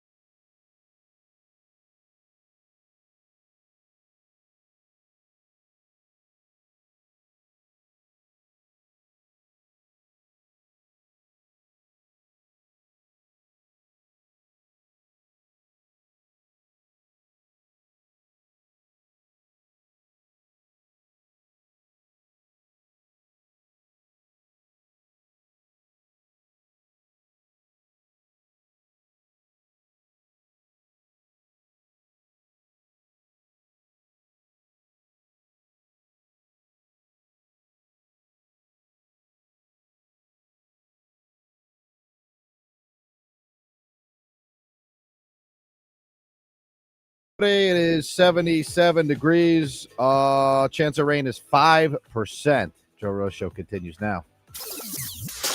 Time for South Florida's most comprehensive look at the football weekend. It's the Monday Rewind on FM 104.3 WQAM. The Monday Rewind on WQAM is sponsored by Chevy. It's Chevy Truck Month, and it's time to see why Chevy's America's most dependable lineup of trucks. Chevrolet. Together, let's drive. It's very satisfying. We beat a great team today, and I'm proud of the guys in the locker room. Defense did what they needed to do. Offense did what we needed to do to some extent. And then special teams, they did what they needed to do to help us collectively, win this football game. So I'm proud of the team, proud of those guys in that locker room. And, this is one of those where, I want to say, I'm very proud because I see the work that they put in and day out. And this is one that, I think they deserve, the team deserves. I think everyone's motives are pure. I think some of us take it more upon ourselves to try to do other people's jobs when that's not our job. And so you hear Mike talk a lot about conviction in what you're doing and trusting that everyone has conviction in what they're doing, where they're going to be in the pass game, for the running backs, the space that they're going to have to find, where those holes are going to be for them in the run game. So it's just having conviction for ourselves individually, trusting that the entirety of everyone is going to do what they need to do and what they're supposed to do. All right, everybody trying to figure out. I love after these games what they're going to say, because this has been a roller coaster, man. This has been a roller coaster. Wait, I take you back to this. 31-6, go to play the Cleveland Browns. A game over. Start the third quarter, pick six, gone. Come back against Atlanta. Go, oh boy, I'm not feeling good about this one. They crush them, 34-10, blowout. Now you're going, all right, got a little something going and going to take it back to Lamar now. Ravens, 28-6, Thursday night football. Absolutely embarrass you. Now you're going, crazy week, right? A GM, let go, whatever you want to call it, let go of his duties or fired or whatever you want to say. Now, you got the trade deadline coming up. Changes being made. One of your defensive ends, gone. Wondering who else. 3 or 4 guys hearing their name for 3, 4, 5 days. Hearing about deals getting done. They need more. We need a higher draft pick if we're going to let a guy go. He's one of our better players. All this stuff going on behind the scenes. Next day, no moves are made. Now it's Wednesday, and now they're going, all right, we got to get our offense and defensive game plans together. Got a game in a couple days against the Buffalo Bills. Those guys focused back in and had one of their biggest wins they've had. We don't beat Buffalo very much. It's obviously one of the biggest wins, and made them look like they weren't a very good team. Matter of fact, why they're at it, 30-13. This team screws with you emotionally. Yes, you don't even know what to think anymore. I don't, but I need to see more. I keep saying this in the bigger picture. What is the bigger picture in your mind? First of all, the bigger picture. No, let me just say this. Bigger picture is 3-7 is not acceptable. Now, okay. I want them to enjoy the party yesterday. Good week, great game, whatever they were doing and saying all the right things and doing the right things is great. But this is not it's been a long time since we're 3-7. I think this Brian Flores going back to a 3-7. So this is not where you thought you would be. Bo's been saying this. We got more talent on this team than what we should be showing with that record. He's right. So who does that fall on then? Show on everybody. Coaches, front office, all of them. Roster's not good enough, by the way, to get to where we need to get to. I just don't think you get beat up by some of the teams that they've been beat up by. You say you have a talented roster, but I don't know, man. They're going to play some teams coming up that aren't very good either. So, well, we played a bunch of teams that weren't supposed to be very good. Yeah, so that's the thing. I just don't know with this team, which you don't know who you're going to get from week to week. You're riding the high of that Falcons game. Who, by the way, Atlanta showed you yesterday they're not a bad team, although they had their quarterback and the receiver back in the lineup, which I think How certainly about, helped. but how about this one, Woody? How about, I'm guessing, I'm not speaking on behalf of Stephen Ross since I haven't talked to him in 2 years. I'm guessing Stephen Ross would like to see some consistency. I'm guessing, like all of us, he's looked at the schedule and goes, hey, Mike, we got to make some decisions. I'm going to keep you. I'm letting your guy above you go. But I want to see with this group, whatever you do and whatever trades, I want to see how you play, how these guys play, and see if we're any more consistent and all those things. But Woody, I got no idea. We've either been blown out or blown out somebody in the last 4 games. But like, you got what? Commanders, Saints, Jets. Like, doesn't matter. I know, but Does it matter? You got to if beat you them. play the way you played yesterday, you should beat those teams easily. Yes. Now, with I don't know. They've just been, like you have that Falcons game, then you come back down to earth with the Ravens game, then you have this. So I don't know. I just don't know what to think anymore with this team. Well, you got they 7 screw with games. you emotionally. You got 7 games to sit back and grab some popcorn with the kids and some candy. It feels like they're heading towards like a 500 finish. And I know you can't be exactly 500 anymore, but you know what I mean. What are you saying, 9-8? No, I don't think they're going to finish with a 8, winning 9? record. I think that would be very difficult. But Yeah, that'd be hard. 6, 7 wins. I think they're probably heading towards. Woody, Which I puts know you right smack dab in the middle of Woody, the mediocre pack. I know you keep bringing this up. You're trying to read into what's going to happen. It's frustrating because it means that you're not getting a top pick.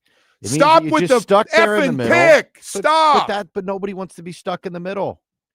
So what do you want to do right now, Woody? Because you bring this up. What do you want to do right now with this thing that we have created ourselves? What do you want to do? You got 7 games left. You got to play them. I hate to break it to you. You got to play them. You're right. So what? You could win all of them and make the playoffs, perhaps, but that's be the longest winning streak in the history of the franchise since we're undefeated. No, actually, we won 10 straight in the 80s.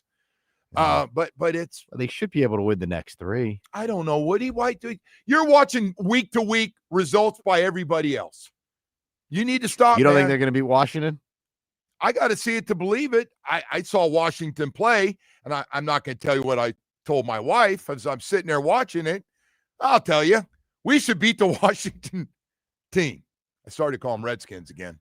It's going to be a problem over there. They might leave you in that Spain might if be, you do that. They might be say, hey, your time's up. You can no longer say that. Cancellation. Yeah, that's don't what say they call that. That's big around here right now. Don't say that. Yeah. Hell, we got bosses trying to do that to us. Don't do that. Hey, anyway, we got to go. Got your shot. Yeah. Any more parting shots you want to take before you set sail here? No. You just take a few. Hey, man, we got more stuff to get to here. I'm just not for losing, man. And I get it. I get the frustration. Yeah, I don't watch yesterday like screaming at the TV like, damn you, how come you don't lose? But like when you look big picture, it's just very frustrating to be a 7-8 win team. It's very frustrating. I'm curious to see what's going to happen, man. I'm curious to see what's going to happen with the coaching staff, the front office. I don't think they're getting rid of Mike. Okay, well, certainly doesn't seem that way. Can you play more than just this game yesterday? Yeah, yesterday he looked like, hey, we're back. And I think if you're going to roll with that quarterback, I think you have to keep Mike. All right, to be quite honest. All right, so don't you? I know you. I think you agree with that. I do think there's a chance Mike's going to be back, but I don't think I don't think anything's a slam dunk right now. And I get some fans still aren't happy about everything, but you know what? Dolphins are favored by 2, by the way. Over there, yeah. See that? But they're the home team, so they get the advantage, right? Woody, we gotta go to break here. I do want to take a second. We got a little treat today. We don't usually get some good friends sent over a whole bunch of coffee, and I've, as you can tell, have jacked a lot of coffee this morning from Dunkin' Donut. Christina, Angelo, thank you guys so much. Hardcore Dolphin fans, great people, and the donuts were a big hit. You guys ran out of here with me. We jogged down the hall. Thank you very much. Did they know that the coffee machine is broken and that you've been suffering here? So this was big for you this morning. This really came in big for you. This came in, boy. Yeah. When I saw this come through that front door, if Christina, if you were here right now, I'd give you a big kiss. I want to let you know. And you get very angry when you don't have coffee. And Angelo, I don't know if I give you a big man hug. I don't know if I kiss you though. But man, I got to tell you, thank you guys so much. It was great. They are big fans.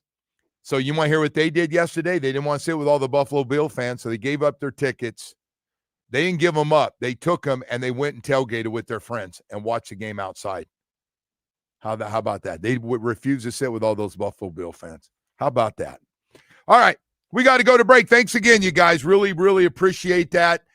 Hey, man, I got to tell you, if you are tired of all the stress of your business, if you're tired of all the headaches, if you're tired of just being tired, you built this business up, you put a lot of effort and time. It's been good to you and your family, but you realize it's time. It's time. Your wife said it more than once. What are you doing? You're just, it's killing you now. Let's get rid of it. Let's call the main man, Anthony Caliendo, at the Business Broker Experts, the best business broker in the state of Florida. Let this little pit bull go to work for you, man. This guy's going to work as hard at getting you the most money and finding you the perfect match. Anthony Caliendo, the main man, is going to do it for you. If it's something you've been thinking about, boy, he's looking for businesses just like yours. He has had a run of people from the New York area or looking to buy businesses have called him. If this comes up, a business like this, we'd be really interested in buying it. Hey, this guy's going to package to sell it, making him number one. He does it from start to finish, man. I'm telling you, all sizes, doesn't matter how specialized. He's going to put together an exit strategy and maximize your value. This is what he does. Florida's booming. A lot of people moving to South Florida. He's got buyers. He needs people ready to sell their business just like you. From top to bottom, start to finish, he's going to take care of it. I'm telling you right now, he's got strong relationships with the banks and all the other stuff you need to get the perfect marriage and somebody that's going to love your business and take care of it and work it the way you have. I can't think of anything else you need. You need Anthony Caliendo, the main man, 1-800 the main man. Speak to Anthony Caliendo. Get the process started today. 1-800 the main man.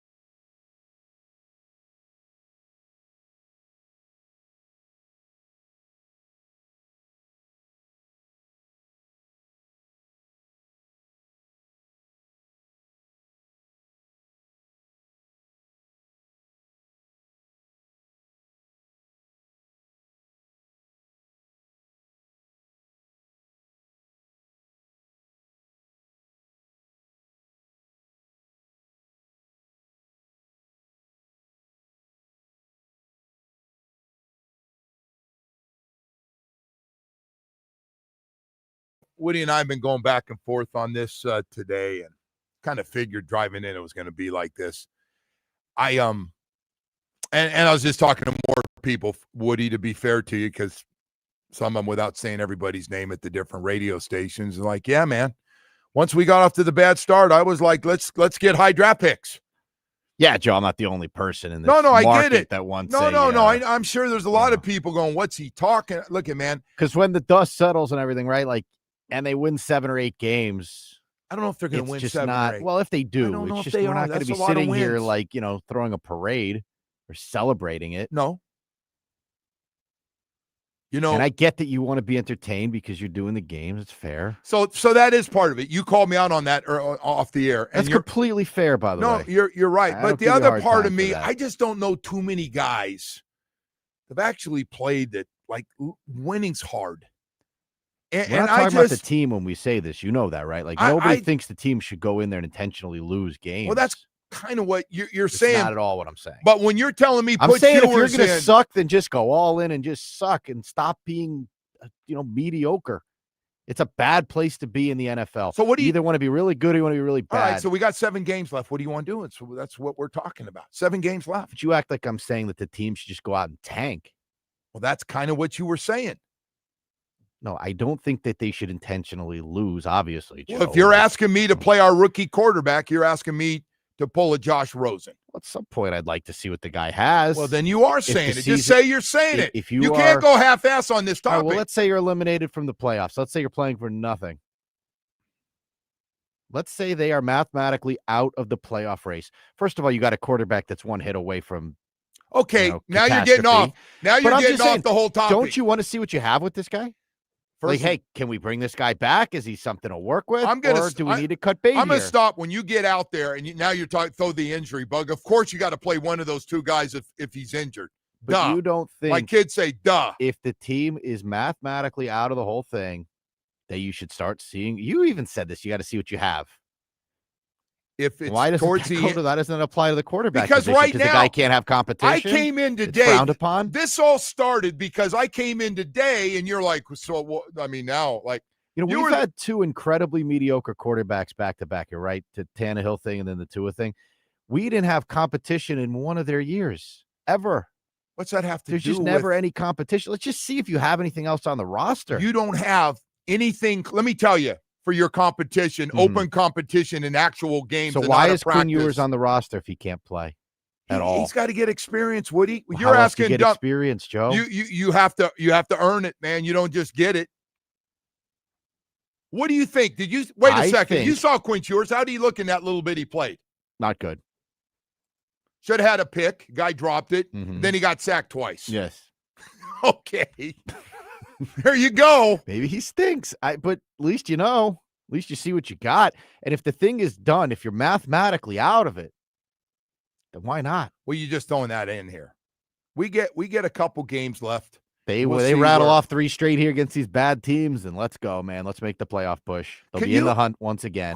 Can you quit trying to figure out? We've shown no signs of that. We go 1-1 now. We're on the 1-1 program. We're really Oh, bad, week then to we're week. really good. Yeah. Okay. So let's just see before you decide. Well, I think they today. have a chance to beat these next 3 teams, don't you? I thought they had a chance to beat a lot of teams, Woody. That's true, you did. Not all of them. But these are realistic. Like, you do have a good chance to beat these teams. They're not very Woody, good. we see every week, man. Every week. Yep. Every week. Oh, yeah, they're bad. They're terrible. And then all of a sudden somebody plays great. Hell, Atlanta had a chance to beat New England. No, Atlanta had a chance to beat Indy. Excuse me. Wrong team. Hey, we got to go to the 9 o'clock hour. We've got more stuff to get. I do, man.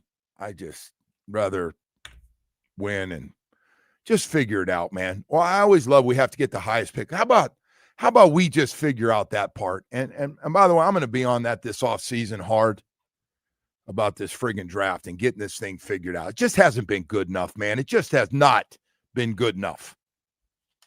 Anyway, we have time for that. Plenty of time for that topic. Hey, so anyway, we got more to get to. Michael Kotze at Choice Mortgage, good place to always start. Michael Kotze at Choice Mortgage. Oh, boy, got an amazing offer. It's called the Hometown Heroes Program. He's helping first responders such as law enforcement, healthcare professionals, educators, firefighters, and military vets with up to $35,000 in closing costs and down payment assistance with low fixed rates and no prepaid penalties. Give Michael a call on a cell phone if this sounds like something you could use. 561-441-2730. It's 561-441-2730, and learn more about the Hometown Heroes program. He's going to get you the lowest rates. You need to get a mortgage. You need to get it quickly. Debt consolidation, one of the many things Michael Kotze can help you with very quickly. Again, call or text him, 561-441-2730. This man works 7 days a week, 30 years of experience. MLS 166254. Rates and terms subject to change, daily without notice. He's an equal housing lender.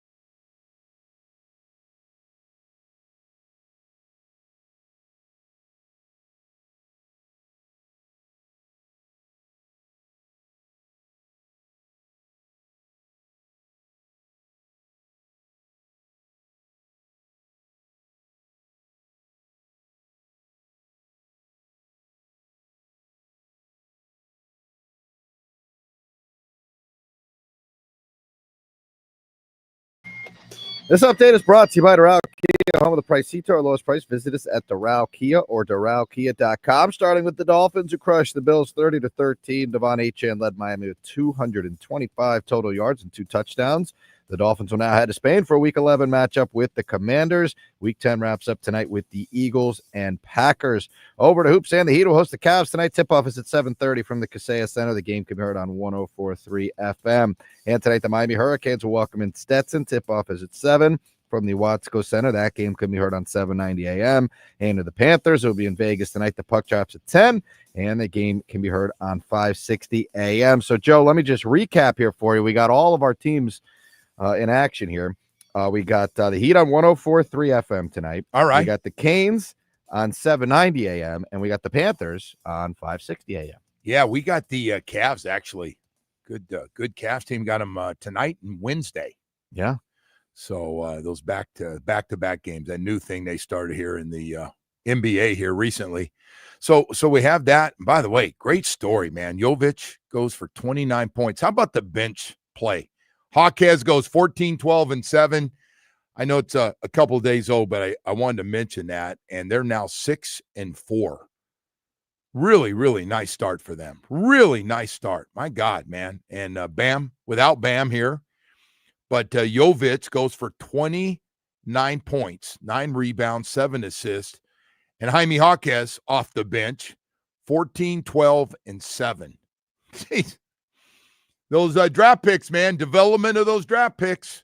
Remember that? They made a big deal about not getting rid of Jovic, and some teams were interested. You see why. You know, you big, long guy with obviously a lot of skill. But, man, if he can get going, geez, you get him and Hawkes going off the bench. What a nice 1-2 punch that is. And then I got to tell you, man, congratulations to the Moss family, the Inter Miami, and the Messi show continues. 4-0 victory against Nashville. Moving on to playoffs. That's the first playoff series they've won. Messi has I don't care what league you're playing in. I know people that know a lot more about soccer than I do. Well, he should be. I mean, come on. He's playing in this MLS. I'm like, hey, man, that dude is 38 years old, and he's dominating. I don't care. 38 years old, and this guy is dominating. Hell, he's got 29 goals and 20 assists in MLS play this year, and just amazing what he's done. So FC Cincinnati up next, but a lot of winning going on here, man. A lot of good stuff going on, and then of course the Canes will be home again this weekend against North Carolina State before hitting the road for their last couple of games. And the Miami Dolphins, we still got a lot of games left, and taking this show over to Madrid. Never done this quickly after a game. So they're all getting together at camp, and then they're going to be figuring out who can play and who can't play. It looked like they got out of the game pretty healthy yesterday, and I don't know who will be returning, if anybody, for this next game in Madrid. But so go over there and play the Commanders. I said it. I got to get used to saying it. Would I need to say Commanders every day? But yeah, I told you they'll leave you over there. I know. You get canceled. Tell me just don't come home. Yeah. Until I figure that one out. So anyway, we got a lot. You got anything big planned over there, by the way? Since this is the last we're going to see you here this week. Anything good going on? I got a lot of events over there. Okay. I do. I got a lot of events that I think I'm going to be doing. Any tourist stuff that you're going to take in while you're there? That counts on how much my date wants to do while we're over there. Okay. Jimmy Cephalo, just so you know. I hate to break. I don't want you I know to if you're talking about Jimmy or Bo. No, I did. And Bo's probably in, but I don't know how much stuff Bo wants to do while he's over there. I don't know how much he's working. He's got the CBS thing, so I don't know how much. Yeah, he but has at to least do. he's not angry this week. You know what? It's funny. He didn't call me yesterday. Really? He only calls you when He he's only angry? calls me angry. Oh, that sucks. No, he only Come on, called Bo. Joe. Just I saw it, Bo. I saw it. Yeah, I saw it. But yeah, I'm guessing it was a pretty good party over there. He didn't even know what to think yesterday, probably. I know he didn't see that coming. He was the way it started with the first couple of things, you jump off sides, and then you call a timeout before That a was play. very strange. And then you throw an interception. Just go, hey, let's Yeah. get the interception, get this out. It's bad. Let's just finish it. Mike said, hey, it's same as a punt. Which is it's fair, I guess. You know, I'm going to punt on third down, just lob it up there. I don't. I've heard this before. He's not the first one to come up with, to throw it down the field. But I got to be honest. I'm not buying it. To be honest, I'm not buying that. It's okay. I told him to just let it rip. Oh, you okay? Safety's in the middle of field deep. Okay, they work on that every day too. Let's go ahead and do that. This is what Jalen Waddle wants: a corner on the inside and a safety over the top on the inside and a corner on the outside. Listen, man, it was a good win. And I know to Omar's point, and he felt he needed to go all in on Tua, and Tua had some good this throws. was Omar's day. He's been waiting Omar for this, so and it's happy more as about the the team. yeah. And hey, listen, As man, an employee of Tua, he must have been very, very happy today. I can tell you, I'm guessing that the guy getting ripped the most in Buffalo is the quarterback for the way he played yesterday. They can't be doing too much ripping in Buffalo, though, right? I tell you, I know Josh didn't look like Josh yesterday. He did a few Josh things. I know, man, but they showed his ass on the sideline, and he looked like he was melting. Well, I don't know how bad it was. I mean, I guess it was pretty hot yesterday. It was warm. It was hot on Saturday. No, when the Canes I played. went down there on but the field yesterday. It was a sweat box. There's no question. But he's running around. He's running from side to side and flipping around and running and trying to buy time and not run out of bounds. And he's got Chubb chasing him and all these guys. He took a couple of hits because he went out late. He got drilled going out of bounds. And the week-to-week swings in the NFL are so violent, aren't they? That team went from they beat the Chiefs and looked pretty good doing it. Josh is the MVP front runner once again, right? And then you go and you lay an egg in Miami. I think that's going to slow down that MVP thing. But I don't know who the MVP is right now. They won a couple Taylor? of games. Oh, it's got to be maybe the Rams quarterback's got a zillion. Stafford's got a ton of touchdowns. Drake May's probably in there. There's no way one of those guys wins it, right? Hey, the Pats had a really good win yesterday. Hey, you're right though. If all these quarterbacks kind of stay the same and cancel each other out for the MVP, and we still again got a lot of football left. That guy in Indy, man. Well, do you subscribe to this? Hey, you should go to the best player on the best team. I do. Okay. Well, then he should be getting it. One of the best teams. I'm saying you got to be the best team, but your team's got to be good. You're not going to get that award if certainly make the argument the Colts have been the best team in football. Yeah, now they could fall flat on their face in the second half of this thing here. So who knows? But it's hard to imagine the way they're playing. And they added a pretty good piece, and they you never know, man. They paid a lot for sauce to get some spicy sauce back there. So I don't know, man. Hey, if I could figure this out, think about it, man. They wouldn't have all these big buildings because you just put them out of business, Woody, in Vegas, if you could figure this thing out. Well, I don't know how many people had the Dolphins on the money line yesterday, winning that thing outright. If you did, congratulations. I got to tell you, the part that surprised me, I thought they'd make a run in the second half, but they had that 7-minute drive and didn't score. He throws a pick down there. I've never seen him look like that on the sideline of a game. I've watched them play a bunch. He just looked gassed and, just did not look right. I'm guessing that at South Beach flu. I'm guessing he didn't go out drinking the night before, but that guy's about winning games. You don't think he has to hear about, there they go again, another good team, and they couldn't win it. And now they got another problem. Their problem's no longer Kansas City. And by the way, Kansas City's got their own problems before you worry about Kansas City. I thought the Chargers would lose. I keep waiting for Denver to lose. And now all of a sudden Denver's out by a couple of games out in front of them. And the Patriots, I didn't see this coming. They probably, Woody, they win their, what are they now, 8-2? Jeez. You basically play 500, you're going to win that division.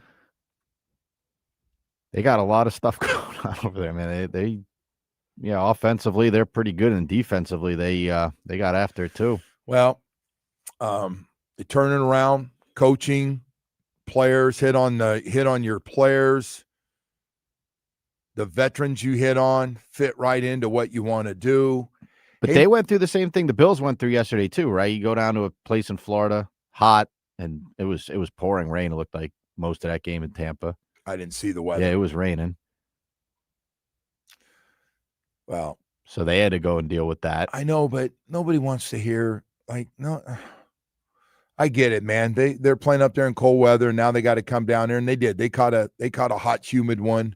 I'm guessing after that low rainstorm, it came right back out to start second half, and sun was back out, and that turns into a sauna bath. There's no question, but nobody wants to hear about it.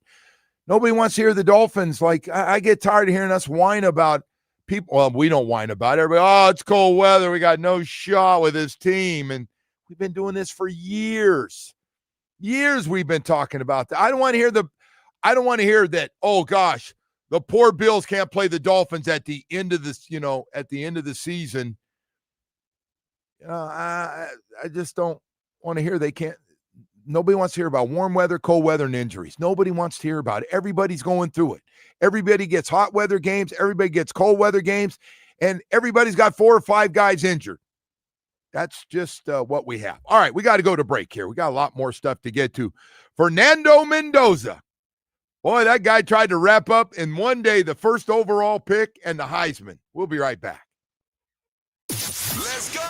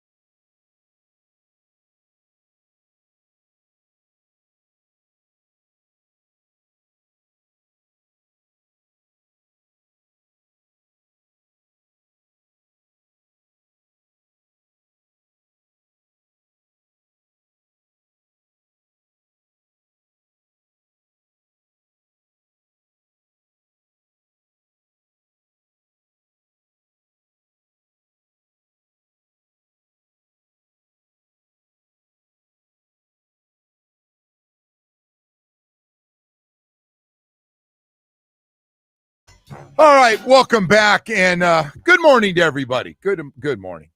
I didn't realize I've been sounding so down after these losses.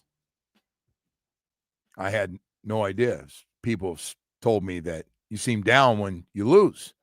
I said, well, I don't like being 2-7, now 3-7, but I like when they win. I like jump on the plane after Atlanta and everybody's in a good mood. I'd much rather be around that than being on some of these planes when it's quiet and you just lost at Cleveland and couldn't score a touchdown and nobody's saying a word. And, it's winning's a lot better, man. Winning is a lot better than this losing. And I get the bigger picture for us is not, oh boy, we're now 3-7. This goes back. This goes back when we've been this bad for the first 10 games. Even after, a crazy win like you got yesterday against the Buffalo Bills. And I'm sure Buffalo's going to they're going to start throwing all kinds of all over them now for the way they played yesterday. It was really bad for Buffalo, Woody. I thought their tackling yesterday was terrible. The second effort, I don't know how many tackles Achane broke yesterday. I'm sure there's a stat out there from somebody. But every time they show it again on the monitor, I was like, oh my God, he broke 2 tackles. Oh, this guy had a chance to get him, but he tried to put the big hit on him. And he just, first of all, you tackle him with your arms down low, he just jumps out of it. He's real strong. He's got really good balance. Yeah, look, I'm not here to make excuses for the Bills because, whatever, but they felt like a team that had just had a big win and was just not over it. And the heat down here certainly caught up to them. And they just didn't look like themselves. They love you throwing in that heat thing for them. Well, I do think it's real. I told you I had a fan who was hurt by the heat. They're aware of they have to play in places like Tampa and Jacksonville and not much, but Miami. They're going to get a game. It's the same thing though, man. Like if we played up in Buffalo, we'd be crying about the cold. We don't cry. It's like people we're going up, right? That's one of the narratives. Yes. Although Omar said now the narrative that Tua can't win a big game is over. We beat the Bills. It's true. He did. By the way, you don't think you could tell by Tua's comments that he felt this whole thing of, he's not Josh Allen, and he's still not Josh Allen, but he got a win, and he was part of it, and he made some throws and ran everything. But yeah, they still got that second part coming up. I can think of 2 games. Woody, I don't know exactly when they are. When's that New England game and that Pittsburgh game? They're coming up. Well, they got 3 easier ones here and then a bye week in there. It's got to be about a month away. Okay, so we're going to catch the drop in temperature. Mm-hmm. Is that you start talking about December? No, we knew that going into the season when they released the schedule. We saw the cold games at the end. Oh, no. One of the first things Dolphin fans do is where are the cold weather games and who are we playing? Oh, okay. So, but nobody, hey, man, nobody wants to hear about the heat. There's 3 things nobody wants to hear about: the cold, nobody wants to hear about the heat, and nobody wants to hear about injuries. Oh, we play with a bunch of our guys out. So do we. Oh, we play with a bunch of our guys out for the year. So do we. Everybody's got the same deal. Oh, the field was slippery. Yeah, it was slippery for everybody. It's a bottom line game, man. It's a bottom line game. And you either win or you lose. Nobody says at the end of the year, Denver played in one of the ugliest games I've ever seen against Oakland. Okay, Las Vegas, I did that too. Was it 10-7? It was an ugly. Mm-hmm. It was ugly. That was an ugly date. That was 2 ugly people getting together on a bad date right there. But you know what? Denver's pretty happy. They will say goodbye. It was okay. Oh, Lord. Well, you're going overseas now as a slight favorite in this game. The Dolphins probably be favored in the next 3. I thought the Dolphins would be favored by more after watching that team play yesterday with Mariota at quarterback. They're aware of the back and forth of the Dolphins. By the way, did Mariota and Tua go to the same high school? I got to start do all that work. I think they might have. Yeah, that'd be something you can look into. I got a lot of time. Yeah. Have a lot of time in my room there. You got a long flight today. Why don't you read up on where they went to high school? No, I was just wondering if you knew off the top. Being in sports, I thought maybe you might want to check on that stuff. Okay. But I guess you didn't have time here before you fly out of well, town. I mean, right? I I don't know where Mariota went to high school. I'm sorry. went somewhere. Yeah, I'm sure he did go somewhere. Yeah. No, over there. He He went went to somewhere college, over so- Hawaii, and I know Tua looked up to him. Talked about that was kind of the guy that they all looked up to. What is he now? 31 or 2 or 3? He and Jameis Winston, the first and second picks in that draft. Anyway, you know what? Russell Wilson got in yesterday before Jameis. I saw people were upset about that. Is that right? You see Russ at the end of that game? Well, he stinks. Oh, well, because Jackson Dart got hurt. This might be it for Russ. It feels that way, yeah. And I mean, at some point you run out of backup jobs, and Russ might be coming to the end. He's had a good run, man. He's got to be 38 years old. They're going, hey, man, the jobs are gone. The $1 million jobs are gone. In his case, I think it's $10 million this year, but the jobs are gone. We got to go a different direction. Got to go a different direction. Hey, on top of everything else, and we've been all over the board today, but so Wake Forest beats Virginia. That was nobody mentioned that one. Mm-hmm. Virginia was undefeated. Louisville loses to Cal at home. Mm-hmm. And UConn beats Duke. When did UConn start playing high-end football to beat Duke? After I didn't see. Brett McMurphy said UConn has, like, over the last 2 years, has 3 wins over ACC teams. That's one more than FSU has. Oh, apparently. Did FSU lose again? I didn't even look. I'm sure they did. It's at a point I don't even look when they play. Yeah, who cares? Didn't even bottom feeders, man. Can't keep track of that. You're such a jerk. Yeah, they lost by 2 touchdowns to Clemson. Clemson getting it back.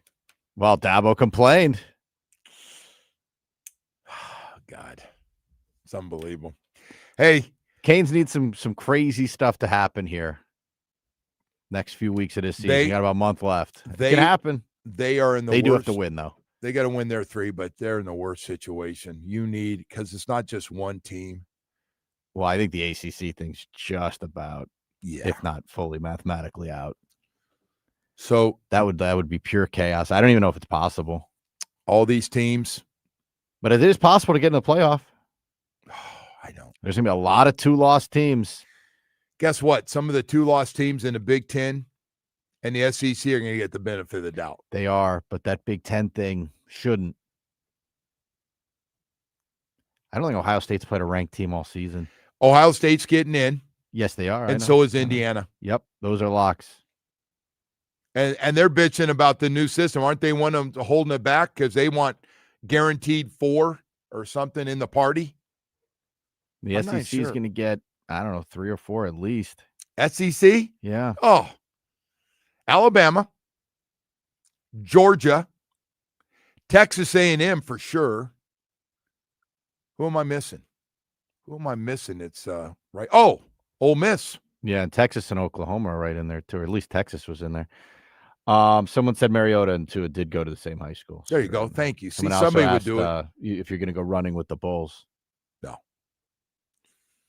You know something? I have a buddy back home that went over and did that. Mm-hmm. I don't get it, man. Running down the street. Why don't you try it? And then one of them, like, you drink. Some of those people are drinking too much and get hooked by one of those things. Hooked? Yeah. One of those horns. It's called getting hooked. Is that what it's called? Stabbed.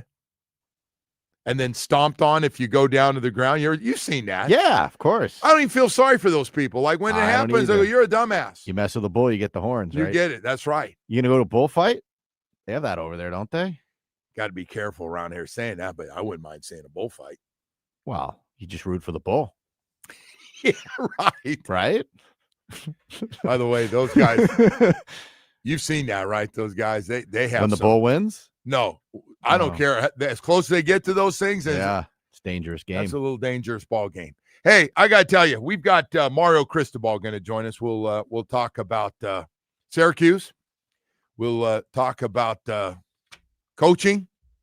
We'll talk about recruiting. We've got a lot of stuff. We'll get caught up with Mario Cristobal right after this. The Joe Rose Show is presented